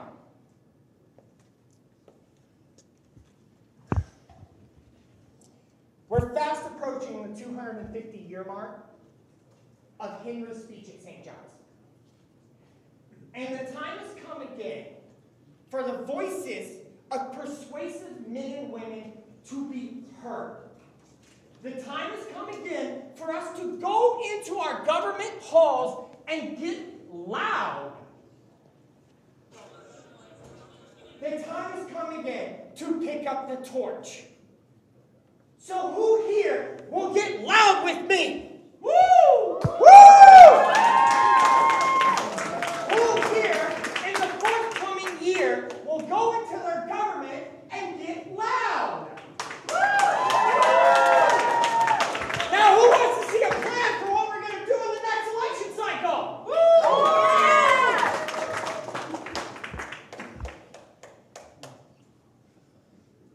Gold Rush 2024. How's that sound, guys?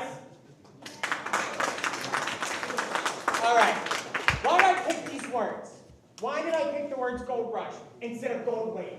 You know, we've all heard about blue and red waves the last couple of months at this rate.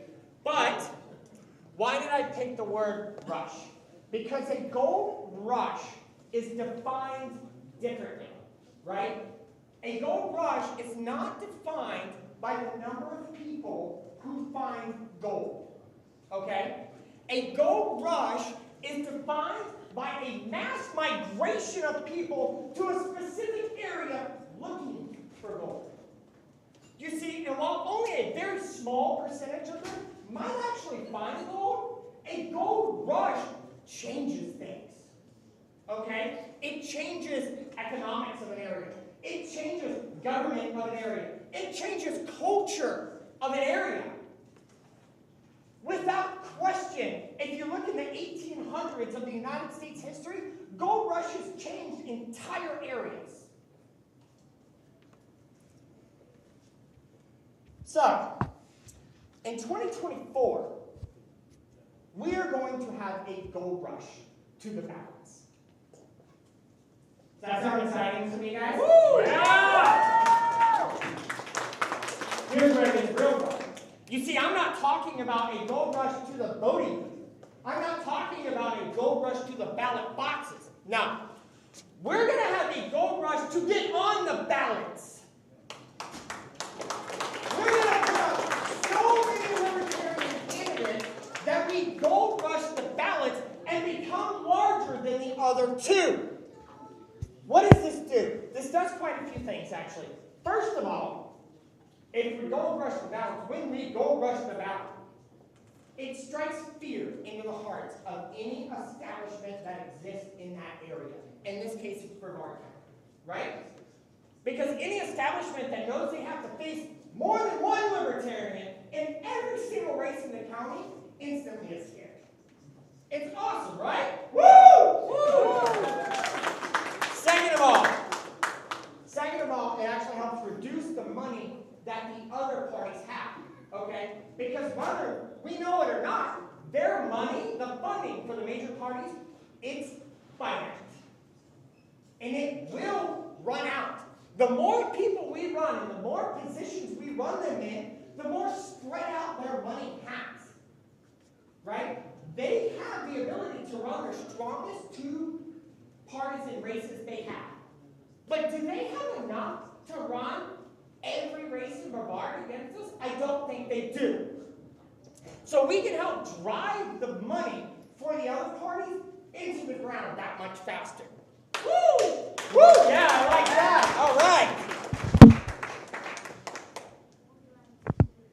Third, it gives a reason for people who are not into politics to change their voter registration to Libertarian. Primaries are one of the most important pieces of political party growth. Because people see the signs, they hear the speeches, and they want to vote for that person, but yet they can't because they're not in that party. So they must go change their registration to go vote for that person. The more people we have in primaries, the more people we have for people not involved in politics regularly to look at and go vote for. If anyone in here has ever done social psychology studies or sales training, one thing you learn is that people go where people are. More accurately, people go where they think people are. So by putting up the most humans on a ballot in any party, we look like that's where everybody went. So that's what we're going to do. Who's with me?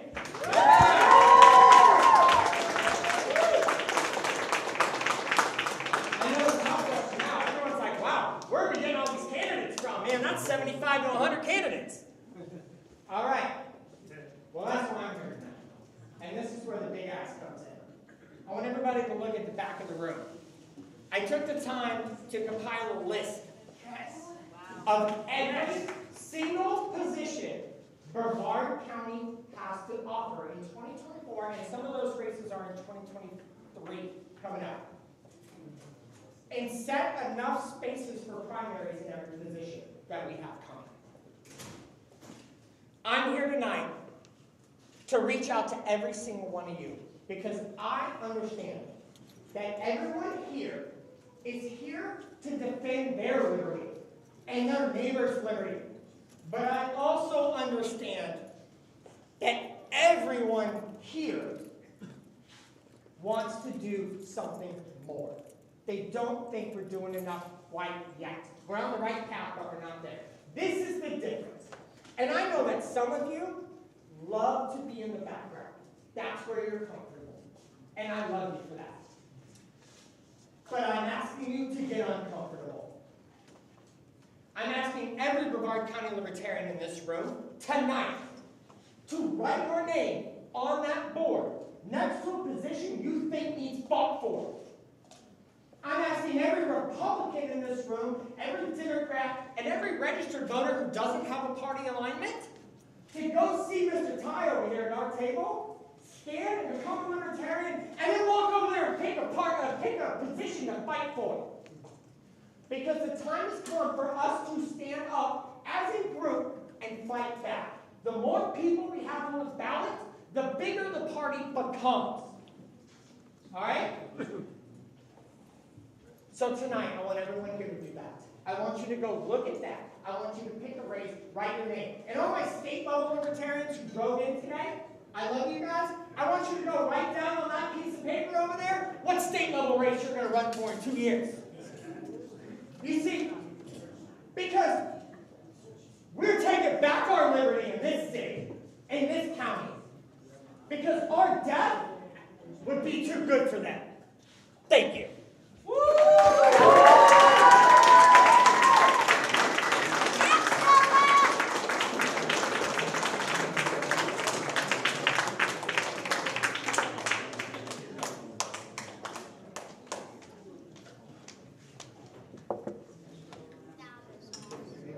Okay, now I'm supposed to come back up here and follow that, and that's just not fair.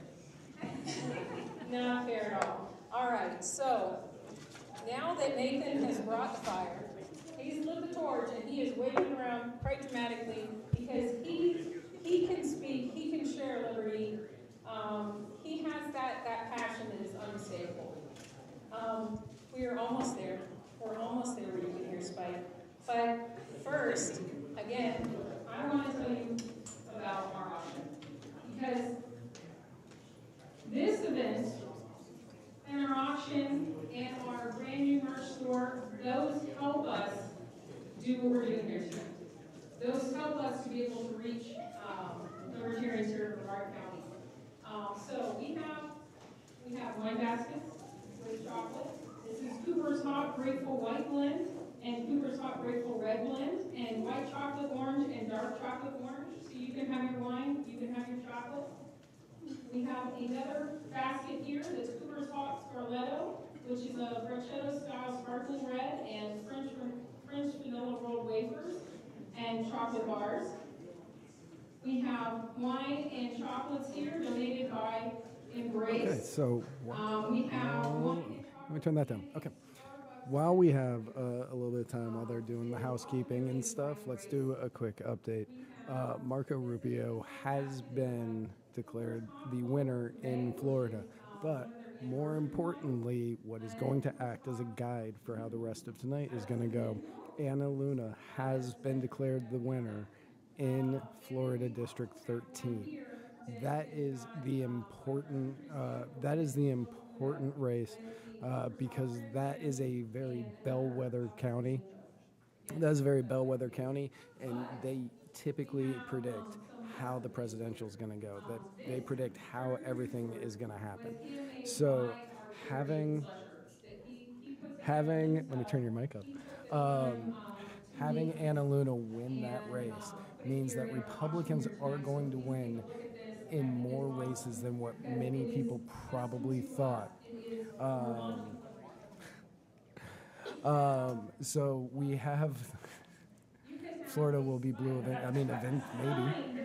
That really depends. With Hispanics moving over to the Republican Party with 40% or 30% right now. Crazy move. It is crazy.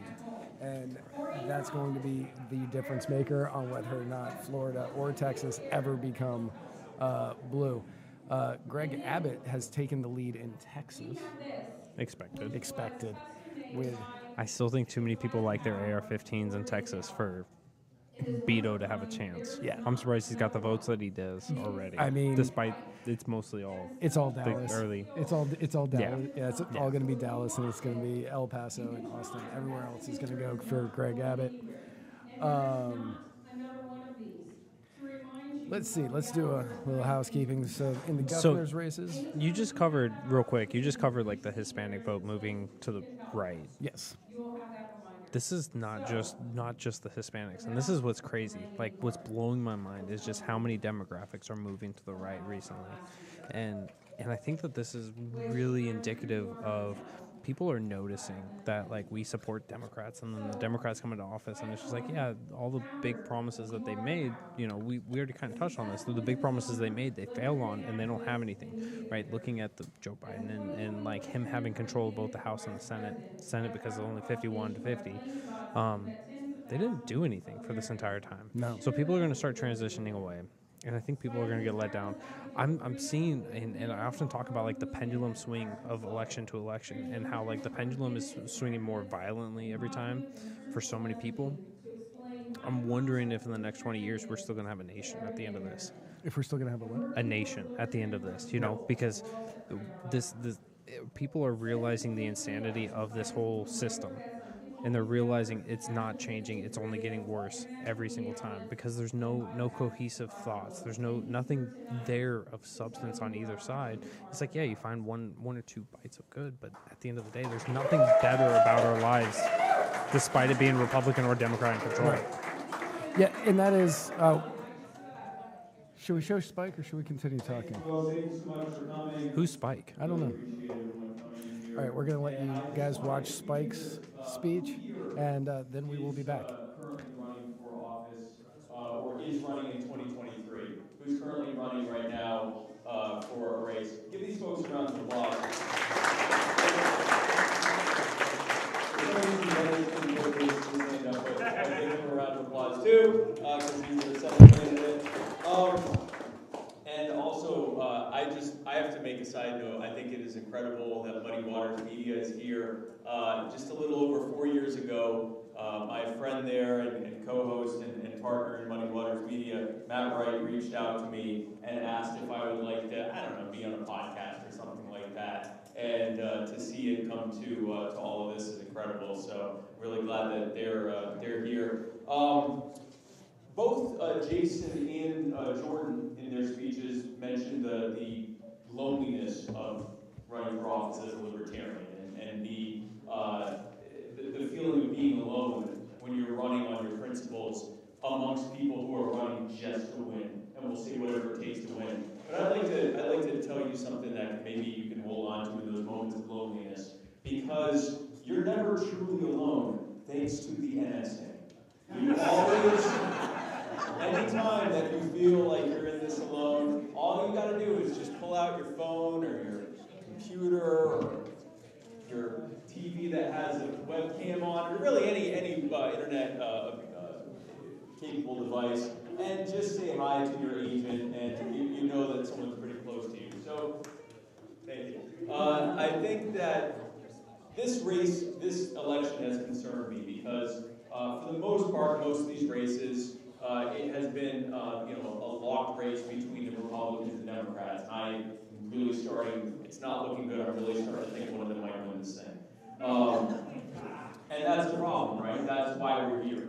Because we know that it doesn't matter whether the Democratic wins or the Republican wins. You're just going to get more taxes, bigger government, more control, and all of the misery that causes. I know the Republican Party gets a lot of flack, even here in Florida. Say what you will about the Republican Party, but I know for certain that if a Republican had been president in 2020, the country would have never locked down during COVID, right? See what you did there.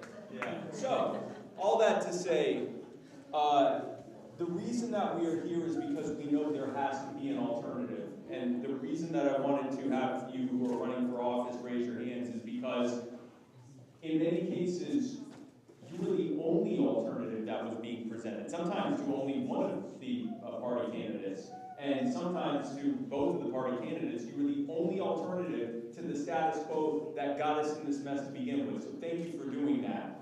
The problem is, whenever you run as a Libertarian, or really as any third party candidate, but this is the Libertarian Party, so we're talking about Libertarians, anytime you're running as a Libertarian, you're starting effectively from a base of support of 0 within the margin of error.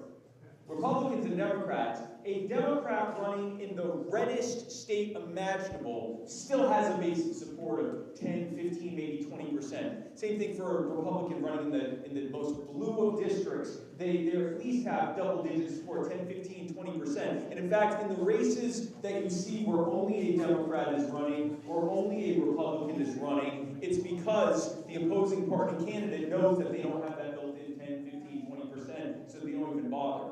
That's our status quo. Every time we run, almost every time we run, it's with the knowledge that we're having to start almost from 0. And that's a serious problem. Because until we break that cycle, it's never going to end. I do not want to have election cycle after election cycle after election cycle where we celebrate someone who got 1% of the vote. That has to change. Now, we have to talk about how that's going to change. And so I'm going to give a relatively short speech, which, as Matt can tell you, means absolutely, that doesn't mean anything. It doesn't, if I say it's short, it doesn't mean anything. And then followed by taking your questions, because I think it's the best use of my time is to answer the concerns and questions that you have. But I'm going to very briefly talk about what I think we need to do to change that, so that when our candidates win, they have some solid footing, so that when they go into a race, they already have that 10, 15, 20, or even 30 or 40% built-in base of support, so they can win this thing and we can actually accomplish our goals of setting the world free. Now, the opportunity is that the vast majority of Americans recognize that the status quo is failing them. There was a recent poll that came out that something like 87 or 88% of Americans believe that we're headed in the wrong direction, leaving about 12 or 13% who somehow think that things are going well, which of course begs the question, who are these people? Who is 12, 13% of people who think that things are going well? So we've got that on our side. The vast majority of people recognize that the status quo is failing them. Well, then that makes us think that, well, obviously the answer is we just show up and say, hey, we're libertarians. We're the opposite of the status quo. Come and join us, and off to freedom we'll all go, and we'll all hold hands and go off to freedom, right? That hasn't happened yet. Why? Because even though those people aren't satisfied with the status quo, they keep voting for the status quo because most voters are under this really weird apprehension, this really odd belief that the entire problem with the way things are going in this country is exactly 1/2 of the ruling class. And the only people who are able to stop them and bring back what's good and just in America is the other half of the ruling class.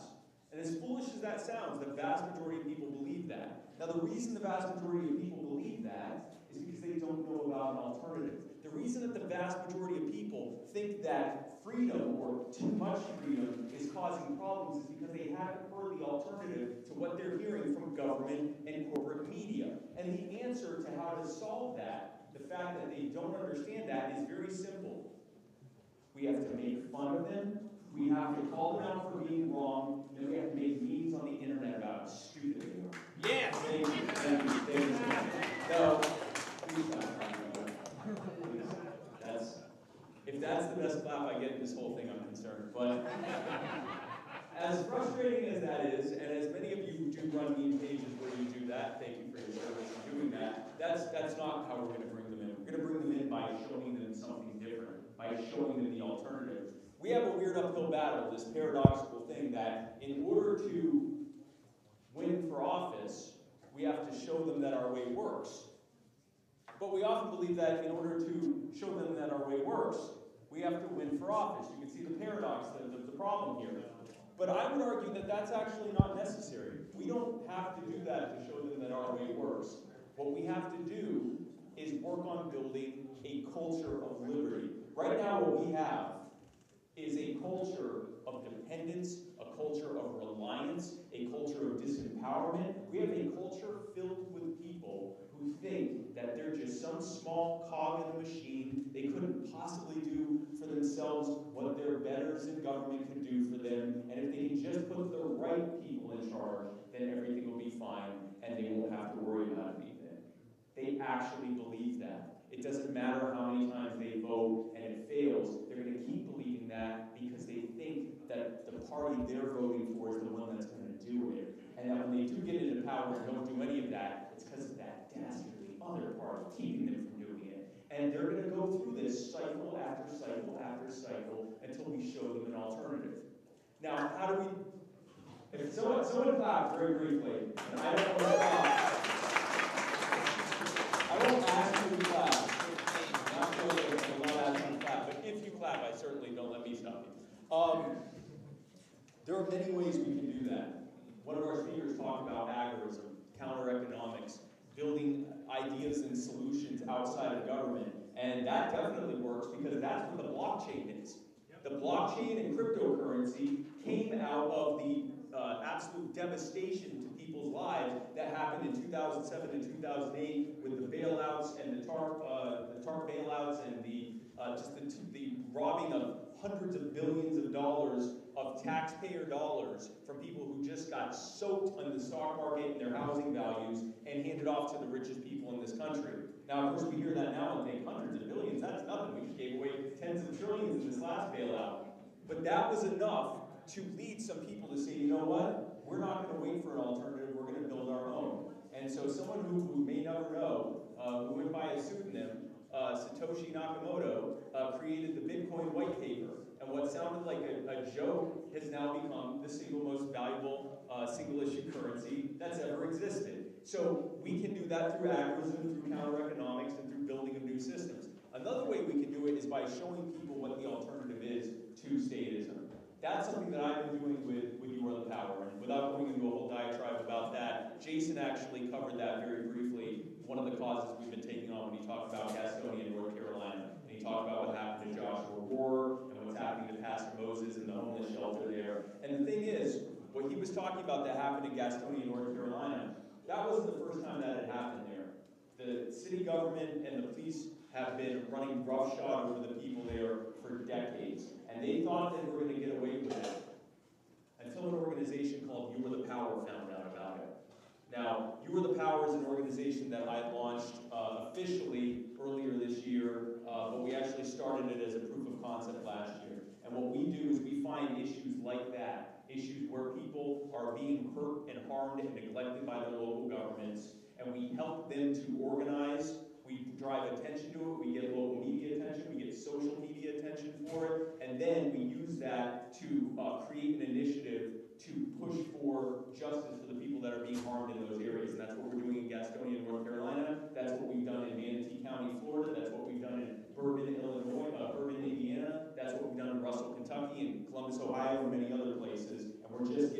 started. But that's not why we're doing it. We're not doing it just for those causes. We're doing it because that starts an opening conversation about how we even got in this mess to begin with. So the way we're doing it is we're using issues that people already agree with us on as a starting conversation for how statism and central planning and too much control got us in the mess we're in, and how our common sense libertarian solutions can get us out of it. So that's something that we're doing. But whatever it is that you do, whether you're running for office as a libertarian, whether you're joining Your Power, which I'd love to have you do, whether you start your own organization, whether you get involved in agorism, whether you start a successful multi-year libertarian podcasting empire, whatever, hypothetically, whatever it is that you want to do, understand that the work that you are doing is the work that's required to create a culture of people who intuitively recognize that this is not, our problems are not going to get fixed until we are free.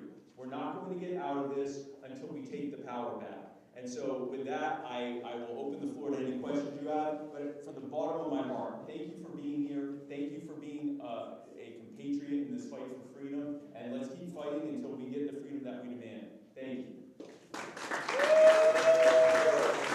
And I do have second mic, because if not, if everyone can just ask their question loudly. Go ahead. What's the smallest thing you think could the individual could do for agorism? The smallest thing? Smallest. I mean, the smallest in terms of easiest thing is to do as many of their transactions using cryptocurrency as possible.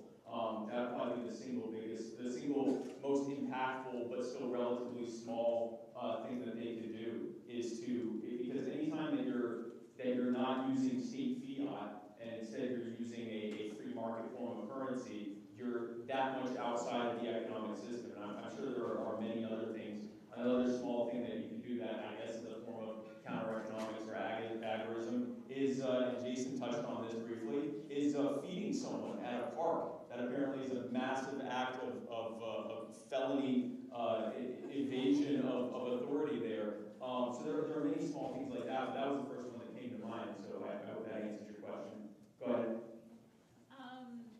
I come from a very political family, and my family members have almost all won their elections. So I'm noticing within the Libertarian Party, we just don't have enough people with enough experience running campaigns and actually getting the number of people that you need involved for something like a statewide race for U.S. Senate. How do we communicate with the Libertarian that we need every single person on the ground? Because we literally need thousands of people to be involved to run a Libertarian candidate for a statewide race. No, and you're 100% correct. We do need that support. The problem is, without the base of support needed, we're asking for essentially 110% engagement by everyone that's involved in the liberty movement. And even if you can accomplish that in one election cycle, without massive gains, it's very quickly that you're going to see a drop-off the next time around. It's hard to ask of any group the vast majority of people to be heavily involved in something. And so you really just have to build out that base of support. This is the weird paradoxical thing we have within the party. We have all of the solutions from the federal level all the way down to the local level, how to fix things. But because we don't have that base of support built in, when someone is running for governor or senate or Congress or anything, they are largely starting with a base of support of, if they're running as a libertarian, a base of support, their hard base of support is anyone who is showing up to any local or state or any libertarian meetups in their district or wherever they're running, or their city or their state or wherever they're running.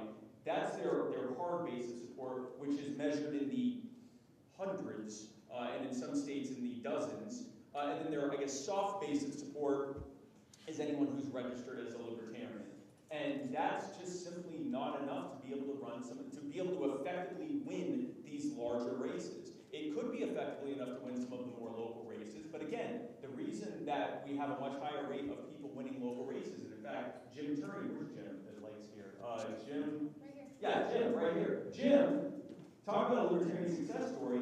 Jim, recently, he's been reelected multiple times as a libertarian in Altamont Springs, Springs, in the council there in Altamont Springs, and most recently when he ran for re-election, no one ran against him. No one wanted to run against him because they didn't want to lose to him. They knew they would lose to him. That's how much he has dominated that. But when Jim started, tell me, how many doors did you have to knock on starting off? About 4,000. Yeah, because what was your hard base of support when you decided you were going to run for that office? 0. Yes, so that's the problem. Whereas his Republican or Democrat, even though it's a nonpartisan race, his Republican and Democrat counterparts know that they have a certain level of built-in support. That certain level of built-in support isn't just a vote. It's not just a donation. It's the, in any of these basic support, you hope, if you get even 5% engagement where people are willing to show up and volunteer for things, that's monumental. The fact that we routinely get double-digit engagement just shows how strongly committed we are to this, but it also shows how small we are, that exponentially higher level of engagement that we get in our party compared to others still isn't enough to be able to compete on a state or federal level. We have to grow our base of support. We have to have more people who already default to liberty. We don't have to convince them of it. Jim doesn't have to knock on 4,000 doors. He just knows that he has to knock on 400 or 500. That makes many more races attainable. It allows for there to be many more people that are willing to actually show up and support these state and federal races. It's what we need.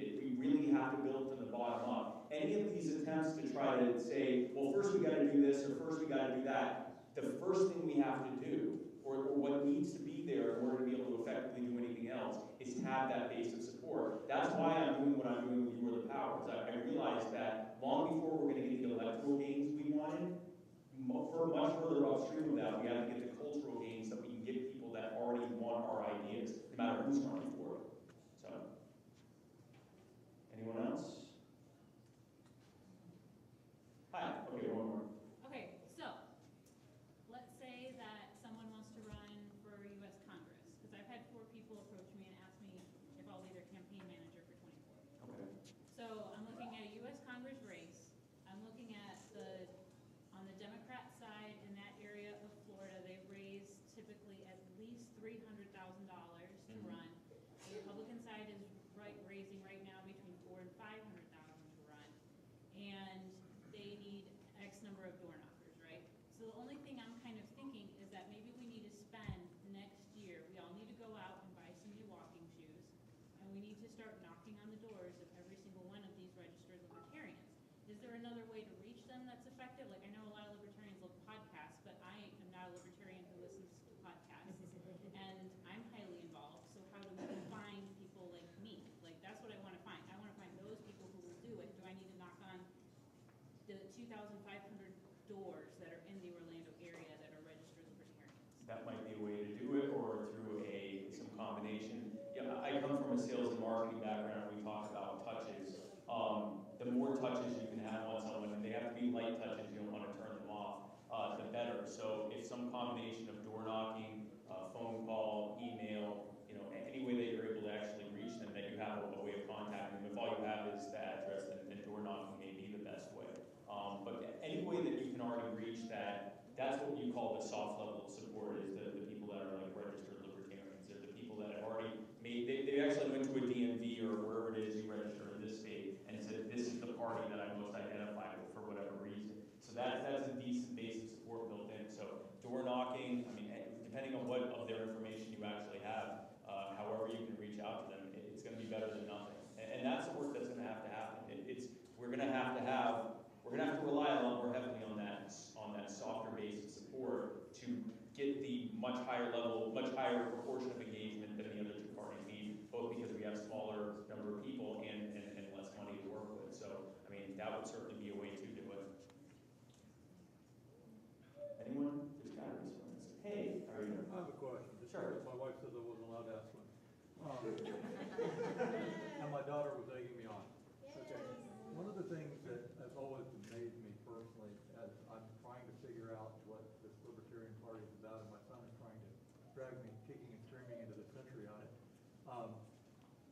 When I look in the past and I look at the people that signed the Declaration of Independence, all standing up for freedom. They didn't have to do anything, okay?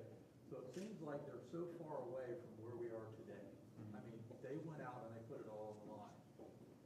How are their beliefs, like why they went and did this, how are their beliefs similar or dissimilar to the Libertarian Party? I mean, we didn't have the taxation and all the things that back then that we did now. I'm just curious as to how you would align or disalign yourself with what I perceive to be the true founders of this country.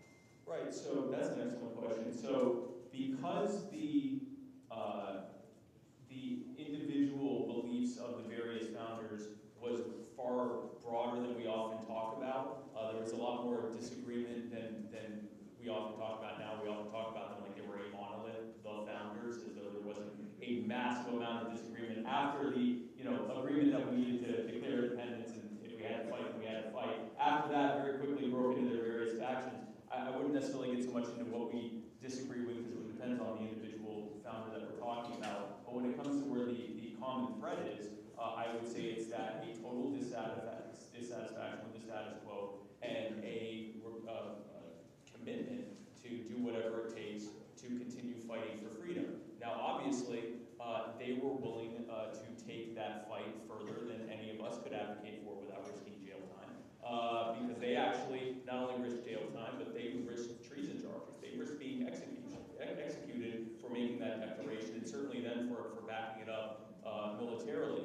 But I would say the common thread that we would have with the founders, with the people that fought for freedom, with the revolutionaries, is that we have already declared our dissatisfaction with the status quo.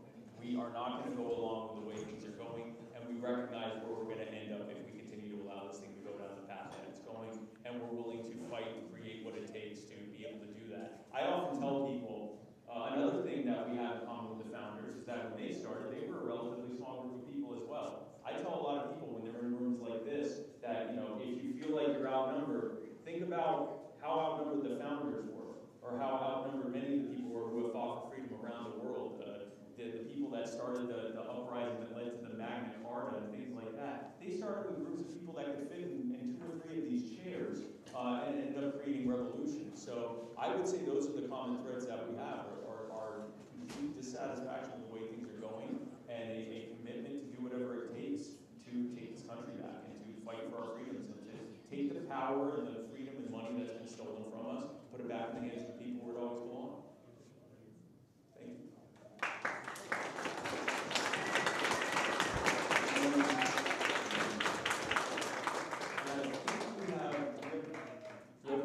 Oh, good. I have a great question. I'd like you to answer. Sure. I would like your opinion on fundraising. How do we fundraise more? Because that's something we're getting our ass kicked on, to be quite frank. Yeah. And so how do we fix that? Because, I am so proud of this county. I'm super proud of what we've done.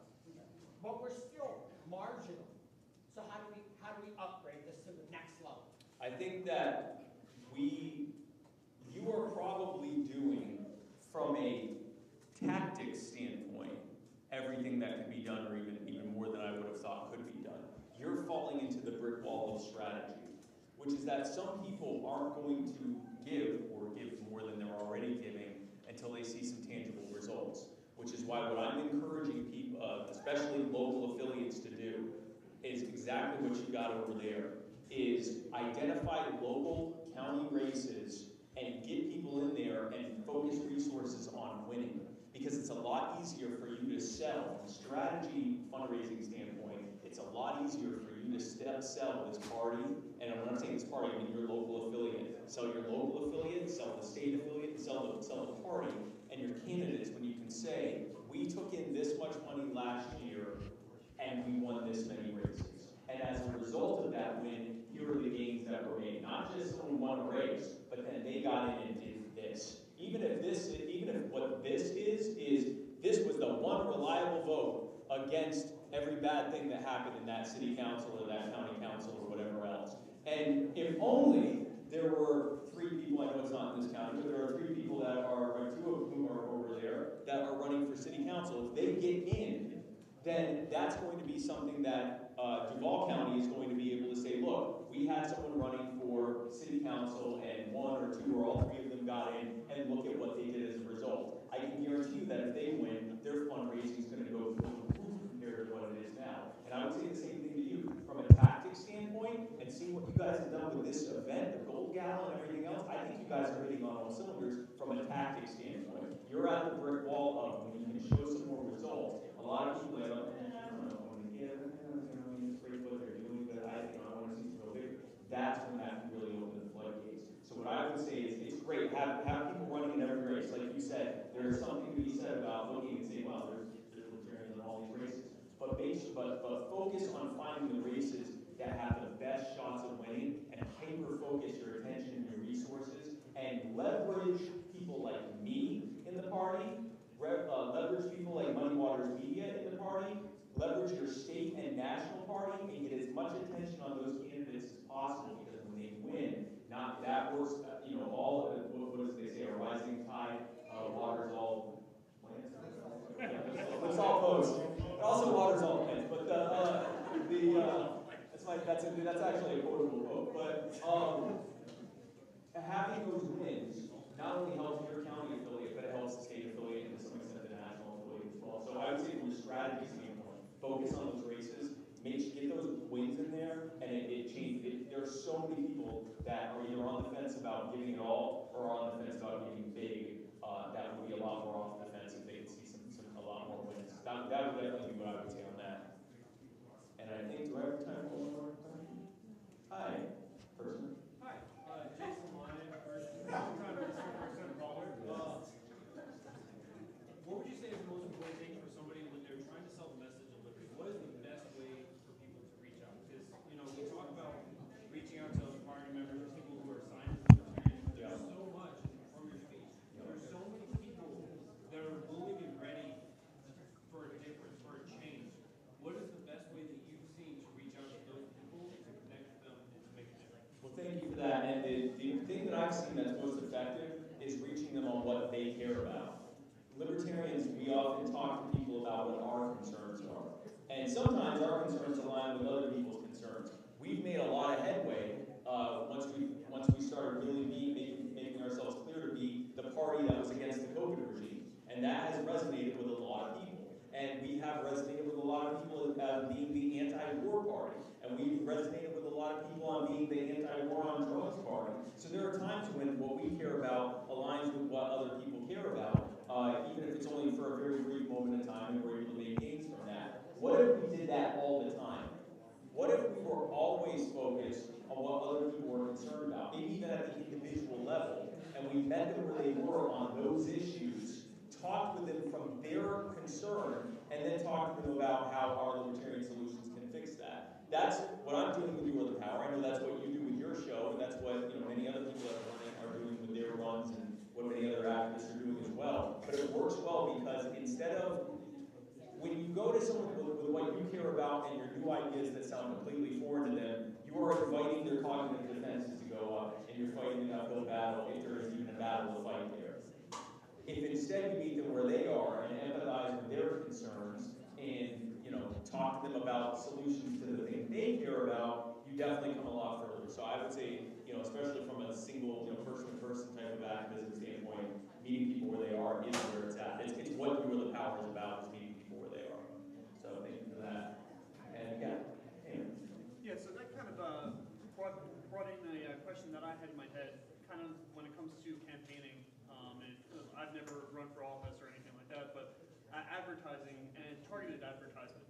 So I just got a flyer a couple weeks ago, maybe a week or so ago, from Bill Hosey.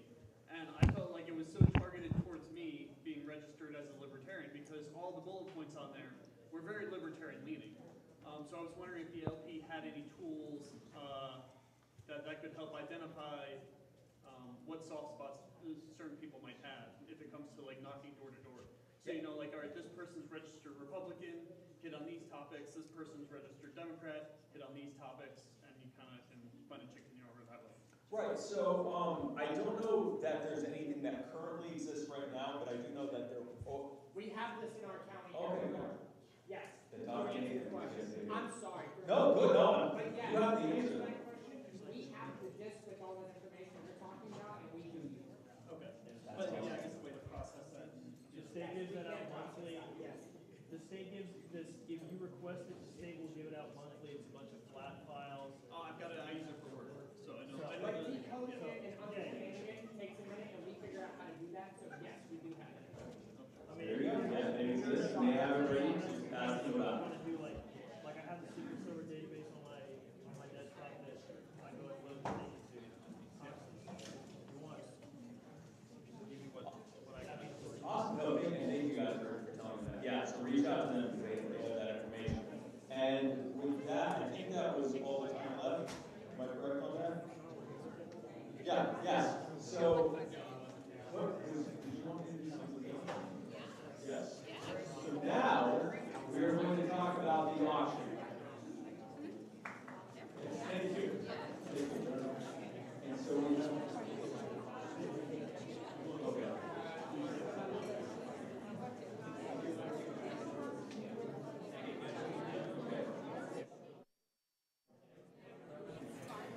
So while they're doing the auction, we're going to be coming back over to us.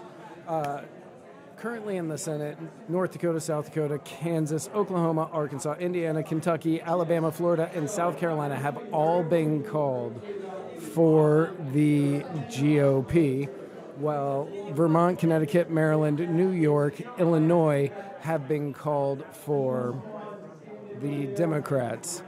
The Georgia race is going back and forth.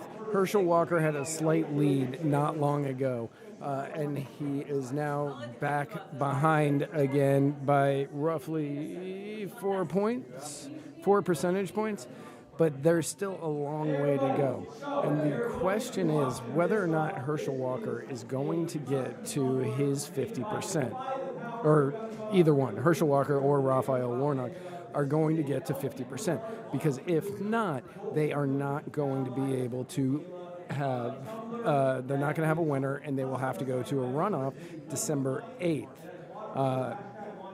So we're going to have to be watching that one very closely. Currently in Pennsylvania, John Fetterman has a strong lead over Mehmet Oz, but with only 13% reporting. Now, that doesn't mean that John Fetterman has this, wrapped up and it's in the bag, because there is still a lot of time left. And most of the votes that are coming in early from these states, are early voting, and typically, historically, Democrats early vote much more than Republicans. So we are still waiting to see what's going on. Ohio is interesting because J.D. Vance, with 39% reporting, is currently behind to Tim Ryan. Now, we may remember that J.D. Vance was recently completely embarrassed by Trump at certain rallies for J.D. Vance. R.I.P. Illinois. Yeah, like anybody, Derek Ambrose in the comments said R.I.P. Illinois. Like anybody didn't know Illinois was going to be a Democratic senator. The early reports in Wisconsin show Ron Johnson up by roughly 33%, but again, that is 1% reporting. There was a short moment. Let me see if I can actually still find that. For a short moment, for a very short moment, Jonathan Dine, the Libertarian in Missouri, was winning in total votes with 5. But they had it reported that he was in the lead. Let's see. So again, this is going to be a long night, and a lot of people have said that it's going to take many days. It's going to take many days in order to count all of these votes. I don't believe that. I think that they all could be counted over the course of tonight. However, they're going to come up with whatever excuses that they can on why this is not a possibility. They want it to be dragged out for as long as possible. In North Carolina, with 60% reporting, Ted Budd has just overtaken Sherry Beasley, and he is up by less than 1%. Now, this isn't that big of a surprise. A lot of people were expecting Ted Budd to win. Every time I say his name, though, I want to say Ted Bundy. But he is, to the best of my knowledge, he has never killed multiple women. I could be wrong, but I don't believe he has ever done that. Let's take a jump on over to the gubernatorial races. Brian Kemp now has a 3% lead, a 3-point lead over Stacey Abrams in Georgia with 56% reporting. In New Hampshire, Chris Sununu was announced the winner, which everybody sort of expected that. And in Vermont, Phil Scott, with 28% reporting, Phil Scott has a 50% lead, a 50-point lead over Brenda Siegel. While there is a lot of time left on all of these races, we are going to start seeing how things are going to be shaping up. You're going to start seeing how the country is thinking. And a lot of what the country is focused on, incorrectly, I will say, is everything's been more expensive. We all know it. Gas prices are up. We're looking at across the board $3.60 a gallon across the nation, average-ish. I didn't look it up today. It's roughly $3.60 a gallon. People are tired of that. If you go to the store, you're spending 4 or 5 times as much as you used to for less items, and people are noticing that. Everything is more expensive, so obviously they're going to be blaming the party in power. They do this incorrectly because, as we know, we have been having uncontrolled spending for decades at this point. And we have continued to see this go and go and go. And we have been warning of how the inflation will affect from this spending will affect us. Now it is coming back. Now all of it is coming, and it is coming to affect us. I'm actually going to have to put the headphones on so I don't hear Spike anymore. I only hear me. So we now are stuck in a situation where the inflation is finally catching up with what has been going on in the government, why the spending has been as bad as it has been. So we now are stuck with this going on, and the normal Republicans who are out there voting, they are sitting there looking at this and they go, okay, well, inflation's terrible. They're saying it's 8.3% or whatever. We know it's way higher than that in all actuality. However, they are taking a look at that. They're taking a look at that and saying, okay, this is obviously because of President Biden and the fact that we've had a Democrat Congress for the last couple of years. That isn't. Donald Trump spent trillions of dollars, without anybody saying he was the reason for this. Barack Obama spent billions of dollars. All of these added up to what it is that we are looking at now. But, hi, welcome back. But as we have, I'll give you volume. But as we are seeing that a lot of these races are shifting more and more to the right, you are going to see a lot of it has to do with how much people are spending. It is all about what things cost, what inflation's at, how gas prices are, how much they're spending at the grocery stores. That's what people notice, and that is what they are voting on. But they are incorrectly looking and saying, okay, well, the Democrats are in office, this is what's happening, I'm going to vote Republican. If they were honest voters, they would sit there and they would look at it and say, the Democrats are costing us all this money, the Republicans added to this, we need to vote for a third party, we need to vote Libertarian. Yeah, exactly. Yes. Everything he just said for the last roughly hour, I agree with 100%. No, the thing is, we're seeing what increasingly looks like a red wave. Yes. Maybe not the tsunami we thought it was going to be, this summer. Thank you. Yeah, you can take all this. Thank you. Not the tsunami we thought we were going to see this summer, but certainly a red wave. And that's not uncommon. It's actually very common for the party that's in power to lose seats. There's a very powerful reason for it. Especially first-term presidents. Especially first-term presidents. And if you think 2022 is rough for Biden, if he gets reelected, 2026 historically will be even rougher. And you're thinking, okay, why would one party get elected and then immediately the other party gets elected?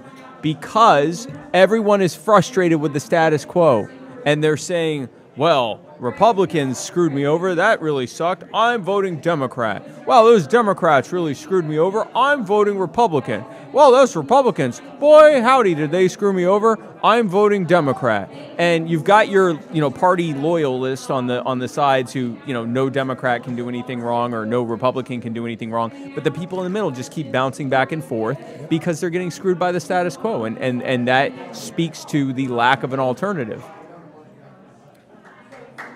So I don't think they were clapping for me. But I don't know what they were clapping. Okay, I'm pretty sure they were not. Was it not you? That's weird. No. I would have assumed. So with 14% reporting, John Fetterman is kicking the living tar out of Mehmet Oz. And actually, I'm not surprised by that because, again, all of these votes are early votes. And who historically votes early? It's like with Georgia, Herschel Walker, while you were giving your 45-minute speech, he had us lead for a short period of time, and then it switched back, but it's much closer now with 57% reporting. And North Carolina, Ted Bundy now has a old lead. Ted Bundy. Ted Bundy, yeah, I thought he was dead. Running on name recognition. Say what you want about Ted Bundy, but at least he's not Sherry Beasley.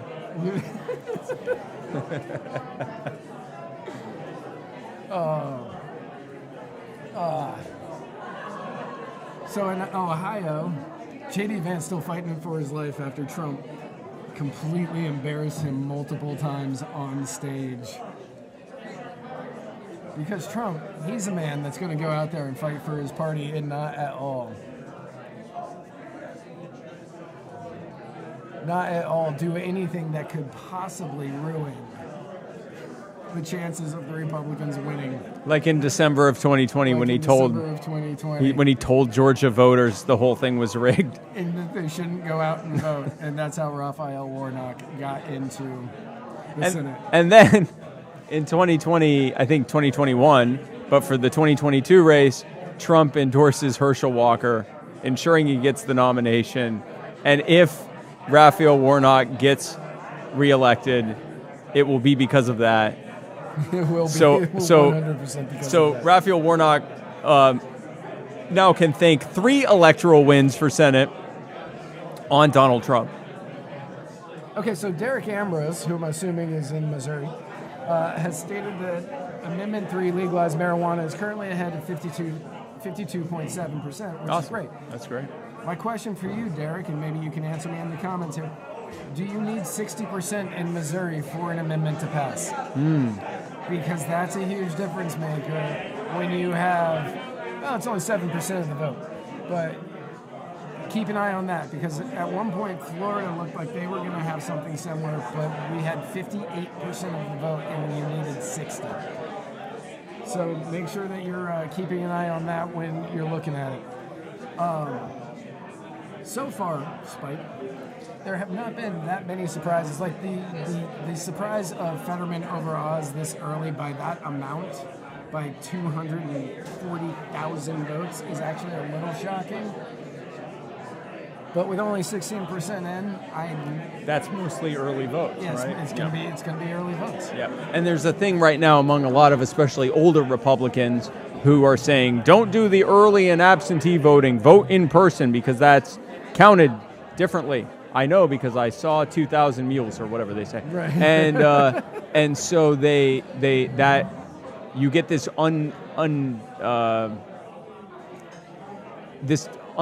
wildly disproportionate overcounting for Democrats initially, which is why that Walker could win this thing. Walker could win.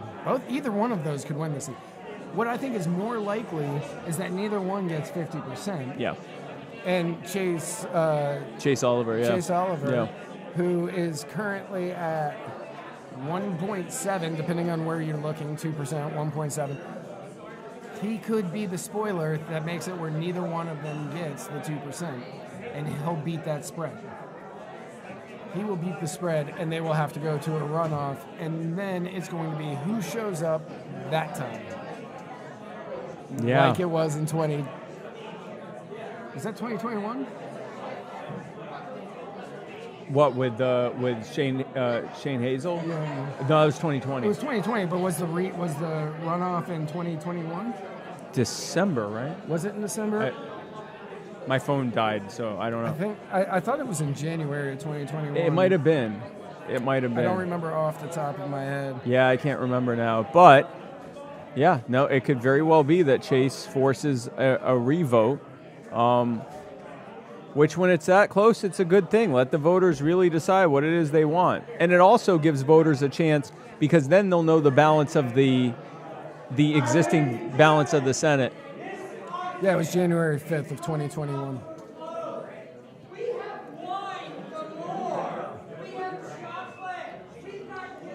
Breaking news. Libertarians Have an auction. Have a wine. An auction. Okay, so Missouri requires a simple majority. So. Good. Hopefully they keep that. Yeah, that'd be great. Is that a binding, Derek? Is that a binding vote? Okay. All right. I'll be right. I'll be right. You do your thing.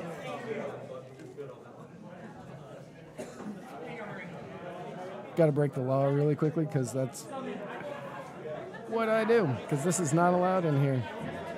So currently we've got 39 seats for the Republicans, 39 seats for the Democrats as we continue moving forward.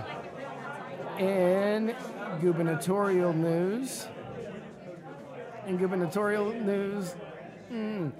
Maine, Paul LePage has a lead, but with only 6% in.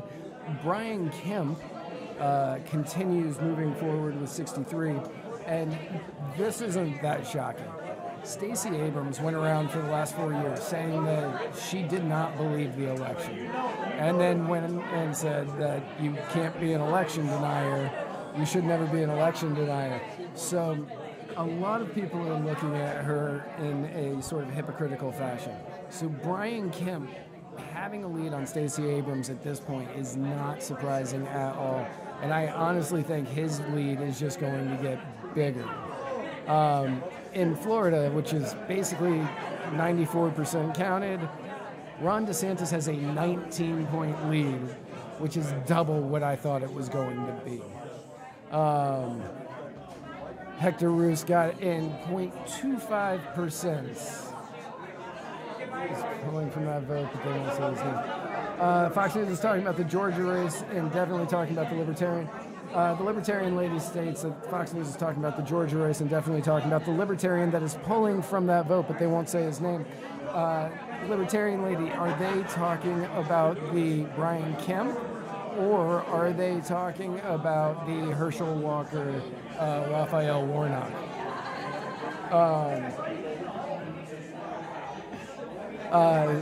Which race are they talking about in that one? Because as I love Shane Hazel, but in this race at this moment, it does not look like he is making as big of an impact as I thought he was going to make. It was not as big as an impact as I thought he was going to make, but Chase Oliver, on the other hand, he is coming in with 2% of the vote, which could be the difference maker. That could be the difference in Herschel Walker and Raphael Warnock. And if it is, neither one will make it to 50%. So keep an eye on that. In New Hampshire, with 26% in, Maggie Hassan has a 58% lead over Don Bolduc, General Don Bolduc, who has a 39.9. Do I what? Nope. Has 39.9, and Jeremy Kaufman has 2.06. So a lot of people were looking at this as sort of an upset state, that Don Bolduc could pull it out. while it's still early with 26%, I'm not seeing that as a real possibility. Jumping over to the gubernatorial race in New York, Lee Zeldin is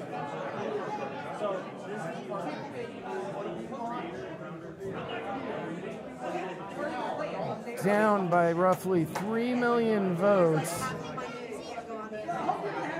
Lee Zeldin is down by roughly 3 million votes, but it says 95% in,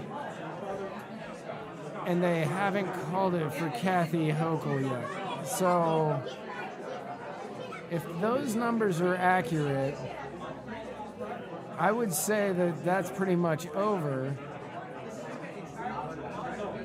So I'm not really sure what they have. Okay, so the AP has it at 13% in. That's weird.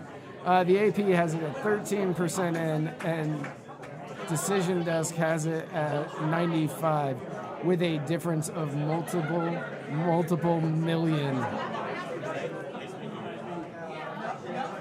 So keep an eye on New York. A lot of people are claiming that that's going to be a big upset.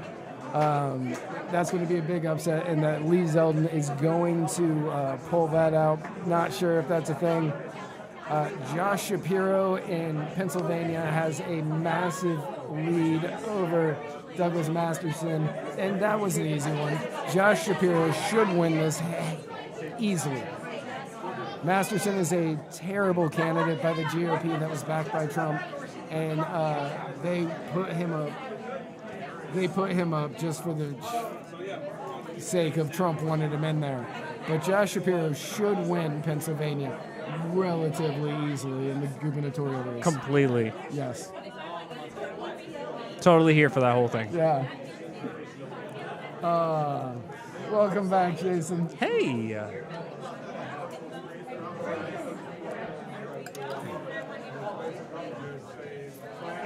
Elections are electioning. Elections are electioning. Breaking news. Hopefully you guys were ready for this. I was blown away that tonight was election night. So elections are definitely electioning.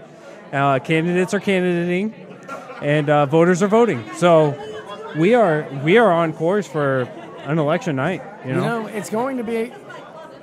One thing we can say is it's going to be an election night. And it's probably, arguably, the most important election of our lifetime. You know,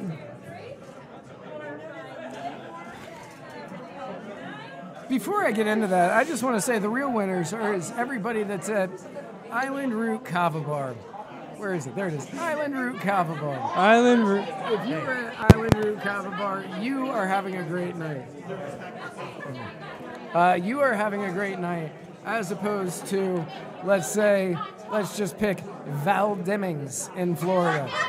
Val Demings not having a great night. If you are at Island Root Kava Bar, you're having a great night. That is absolutely true. If you're here at the Gala night, you might be having a better night than Val Demings. That's true. Very good chance of that, because people, if you can't hear, people are rustling and bustling about. They're having a good time. Laughs are being made. Memories are being shared right now. And Val Demings might be in the corner crying in the fetal position right now. That is a true possibility.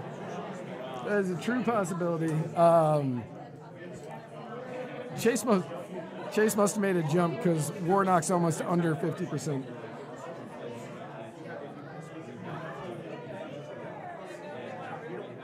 Taking a look at Georgia, 1.8 for Chase. 1.8 for Chase, which if he picks up just a little bit more, he will then be the spoiler that creates the runoff situation. So we're talking about 50.2% right now going for Warnock, 48% for Walker, but Stacey Abrams is still not getting it. Kemp is going to pull that one in. I'm just saying, people need to continue to turn to Muddy Waters Media if they're looking for the truth on what's going to happen on these elections. Because if you're listening to the other media sources, they're going to argue that Stacey Abrams might win this. But we know here on Muddy Waters Media that Kemp, who rhymes with hemp,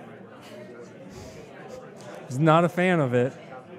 I was going to say, I'm pretty certain Kemp is not a fan of him. No, he's not a fan of words that rhyme with his own name. Is going to still win in Georgia. And that's what you guys come here for. It is. That's the high-quality content that you come here for. Finding out that Brian Kemp is not a fan of words that rhyme with his own name. If we take a look at let's see the whole map. I don't care about just Georgia. If we take a look, right now the GOP has 76 seats in the House to the Democrats' 45, which, did you just blast him? I turned you up. Yeah. Right now the Democrats have 45, while the GOP has 76. Still a lot of time left. California has a lot of seats.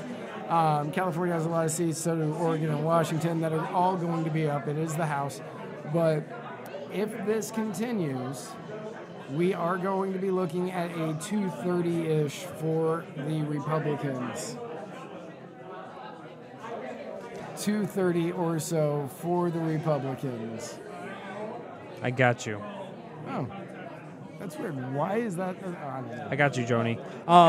No, this is kind of right in that realm of where I was hoping that things were going to end out, right? Not hoping. Whoa. I was going to say hoping. Hoping for the sake of being correct. Hoping not for the sake of the future of the country, because as we all know here, of course, on Muddied Waters Media, it doesn't matter whether they're wearing the red or the blue team. They are not going to be making the world a better place. Now, they're going to change some things, and some people will find some of it favorable, but overall, what we'll see is a growth of government, regardless of red or blue winning. And sadly, we're still at that point where a lot of people are going to discourage after this election cycle working for libertarian candidates, working on libertarian campaigns, and trying to help to grow this movement. But I think that at the end of the day, what we're seeing is a growth. Yes. Overall. I mean, the Libertarian Party back in 2022 or 2021 was the only party to grow. The Republicans and Democrats were both losing members, but meanwhile, the Libertarian Party was growing. We are on an upwards trajectory, so if you guys are feeling discouraged right now, if you guys are feeling so defeated, please take that, grapple with it for 5-10 minutes, swallow it, and let's get back to work. I mean, we are making the world a better place. We are watching actively. And I know my good friend out there in Alaska is running for bureau, which they don't have counties, they have bureaus. Look at this attempted takeover. Yeah. Here are our beautiful wives. Yes, beautiful wives. Our beautiful wives. Here's my new wife. Super new fan. wife as of my birthday. That was my birthday present to the world. That was the my birthday present to the world? Yes, my birthday present to the world is for her to finally be the bride to this No one can out guy. Yeah, I won't be mean to you this time. But as I was saying, like, so you have Megan Trump, as it has to be reported, running for a bureau in Alaska. And what she did on the debate stage was so incredible because she stood there, she talked about the libertarian philosophy, she talked about libertarian solutions. And what occurred is not surprising at all, but the Democrat and the Republican running in that race took her talking points almost verbatim and started using that. It's just, she said, as long as my philosophy is winning out in the end, I don't care who's running it. I'll happily work with anyone that's going to move our needle. We are going to see this growth. We have this opportunity. Do not be discouraged by any losses that are happening, but this is a means and a promise to you guys. If we double down and we continue working, we will see success. We will see people set free in our lifetimes. It just means that don't be discouraged for long. Take the discouragement, swallow it, move on, and carry on, and we can win on each and every issue. It's just a matter of being able to sell that message. Yeah, no, absolutely. Absolutely. Kelsey has a nice update. What update do you have? Did she have a wedgie? Kelsey has an update. Oh, an update. So Melissa Kuchar in South Carolina might win her school board race. Might have. I don't know if you guys heard that or not, but we do have Melissa Kuchar in Charleston County, Dorchester County. Yep, South Carolina. South Carolina, we may Charleston have somebody School winning down there. So, libertarians, this is also one of those things that, from Spike's speech and from what we've known and what we've learned is that running for these Senate races is great for maintaining ballot access and for getting the ballot access and everything else. But at the same time, the important thing is to win local. When we run those smaller races where people pay less attention, when you can go out there and reach them and resonate with them through empathy and through what they care about, and you give them our solutions, what you will see is that we're going to win more elections at the local level, and that's going to carry us into the county levels. That's going to carry us into the state levels, and then eventually to the federal level, and then of course the president. Yeah, and that's one of the things that I've been saying for years. Like, we focus a lot of libertarians focus a lot on the big picture. They're like, okay, president, senator, house. They're looking at that, but what you need to focus on, what all libertarians need to focus on, is winning those local races. Win dog catcher. Win your city councils, win your mayors, and work your way up. Once you show people that it works locally, that is how you can make them see that it can work on a bigger picture. But so many people look at it as, okay, well, we need to run somebody, which libertarians need to run somebody in order to get the recognition out there so people understand what it is to be a libertarian. I think, personally, this is me, I think it helps when you run actual libertarians instead of the last presidential candidate. Yeah, so she was a libertarian, but she was the most boring and bland thing we've seen in a long time. But yes, and so like here in attendance tonight at the Gala event, the Liberty Gala, here in Brevard County, where we're sitting at right now, we have two libertarians that have been elected and re-elected. We have Jordan Marlowe, who is the mayor of Newberry. I think he's on his third term. And then you have Jim Turney, who's been a city council member, and he basically gets ran unopposed now because he has that precedence. I was just talking about you. Hey, thank you so much. So everybody, this is the hand of Jordan Marlowe. If you want to come around, you're more than welcome. So this is Jordan Marlowe. He is, how many terms have you been mayor for Newberry? 12 years, 6 terms. 6 terms. 6 terms. This is what it means to be a libertarian. When you run, you don't get too much opposition, do you? Never. I unseated a 2-term Republican, and I've never been. Can you check the audio to make sure that they're Not picking trying them to up? brag. You're good. Not trying to No, brag. and Just you saying. should. But here's the thing: is that once he has set that level that he's getting elected, and then he gets reelected and reelected, now he carries so much more weight with him that when he goes out and he makes that endorsement for another candidate running in a similar race in a similar area, now that carries more weight, and then we can move from that local area. We can move up to the state level. Once we move up to the state level, then we can finally start running for Senate. We can run for U.S. Senate and House, and we can finally get a vice president, maybe Spike Cohen in there, and he won't get impeached on day one. This is the thing that we have to do, is we have to get people started at the local level and build our way up. And Jordan Marlowe right here is one of those people that is going to be key and pivotal for the future of libertarianism. Hey guys, I appreciate it. We're going to get you to run. Oh. We're going to get you. God bless me. Yes. It was great to meet all y'all tonight. Have a great election night, everybody. You too. Thank you so much. Good meeting you, Jordan. So John Kennedy's come back from the dead to take the lead in Louisiana. Sorry, Spike. Currently has a 50% lead over Luke Mixon. John Kennedy has come back from the grave to run as a Republican for the Senate in Louisiana. You know, John Kennedy, Defeating his opponent, Jack Ruby. his opponent Lee Harvey Oswald. You know, Jack Kennedy, despite what you would say, the NFL would still let him play, you know. It's just a minor head injury. It's not something serious. So currently in Georgia, which unfortunately... You. Hi. Jesus Christ. CTE wasn't the caliber of bullet.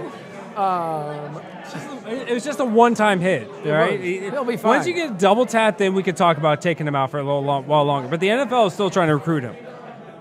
So currently in Georgia, Herschel Walker, one of the greatest natural athletes to ever live, has we'll call that a 6,000 vote lead with 49.2% of the vote, and Raphael Warnock has 49%. this definitely could end up being a runoff situation in December. And that's what's incredible. So this is the thing that libertarians get blamed for. We caused the runoff. People decided to choose to say, I don't support either of the major candidates. Yes. I'm going to cast my ballot. I'm going to believe in the democracy that we have. I'm going to believe in the Republic in the way that it's stated. And they are going to be public enemy number one by both the Republicans and Democrats. Fear not, when you're over the target, that's when you're going to receive the most flack. So libertarians in Georgia who are causing this runoff, right? When we talk about the last time that Shane Hazel ran for governor, he caused the runoff. That was the Senate. That was Senate? Yes. So, sorry. When he ran last time, can you turn that down? When he ran last and he was the spoiler candidate, caused the runoff. Yeah. It is a momentum builder. What Chase Oliver is doing there with his 2% is a momentum builder. Let more people see him and let his good messaging get heard. Let him continue to fight. I want to see him run again. Yeah. No, absolutely. Absolutely. And what I've said every time is libertarians, any third-party candidate, I don't care if it's Libertarian, Green Party, Reform Party, Constitution, whatever, they are not spoilers. The people who are spoilers are the bad candidates that are being put up by the duopoly, because people are looking at them and saying, no, I want nothing to do with these two candidates. All votes are earned. They are not to be doled out based on what color the person, what color of party the person is. I'm not going to call you out on the stream, but that thing that you picked up is nice and girthy, ain't it? It feels good. Yeah, no, it feels good in your hands. It's very girthy in my hand.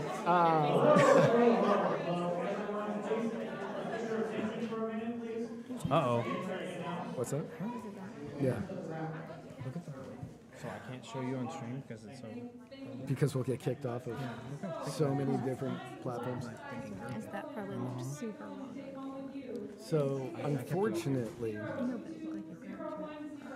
we wanted to be here to be able to announce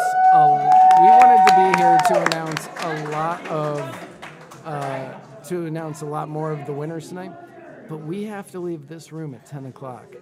And it takes about 15 minutes to break all of this down.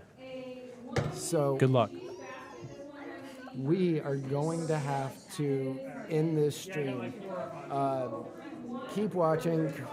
I'm going to have to step away for a second as well. I love you guys. I JD love you Vance all. just took a pretty decent lead in Ohio. In Georgia, we are looking at a runoff. That's going to be a runoff.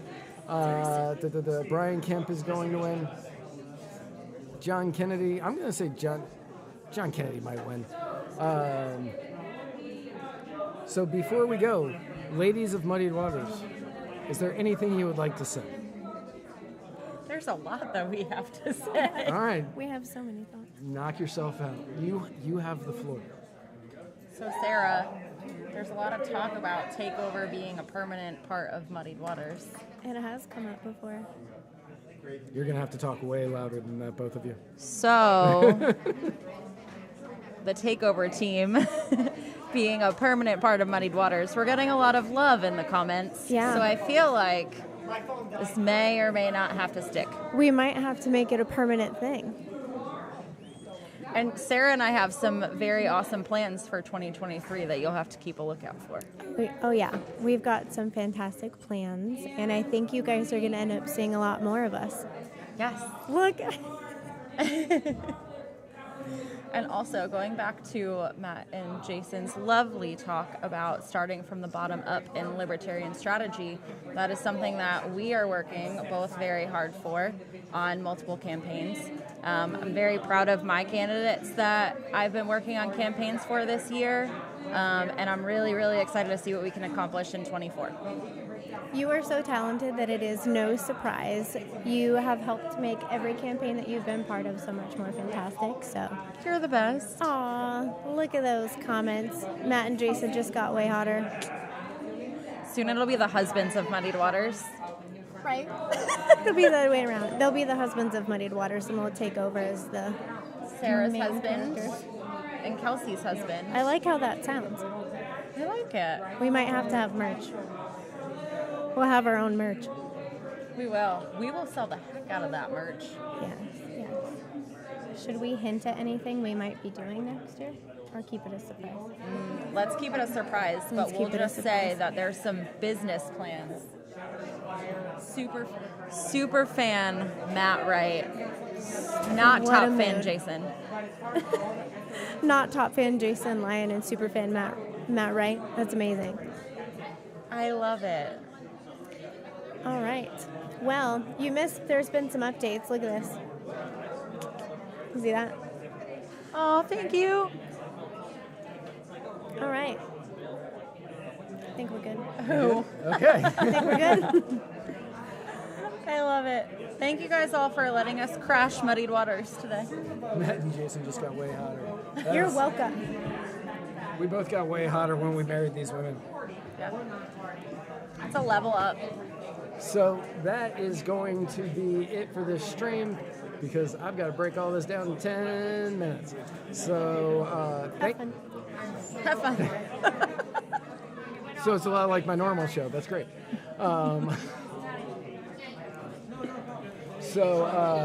Thank you all for tuning in. Spike, do you have anything you would like to say before we have to sign off? Yes, I would like to thank everyone for tuning in. I would like to thank. Yep. I would like to thank Kelsey especially. No, I'd like to thank everyone for being a part of this. I'd like to thank all of you who have been such an incredible part of the Muddied Waters journey. I'd like to thank all of you who ran for office as libertarians and who helped support libertarian campaigns across the country. I'd like to thank everyone that's been a part of this fight for freedom. We're just getting started, so stay tuned. We're going to have all sorts of fun.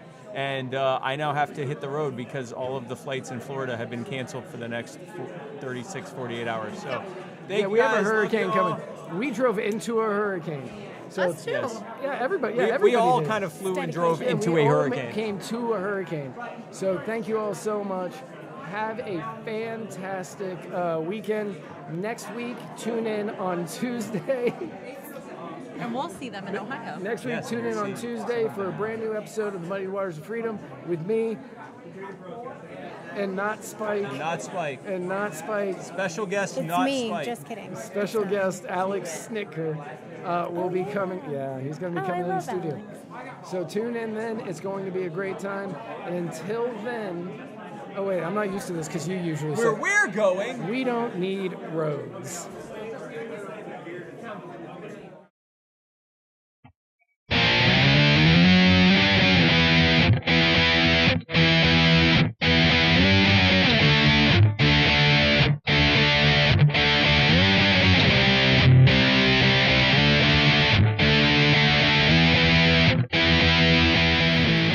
And now, Matt Wright and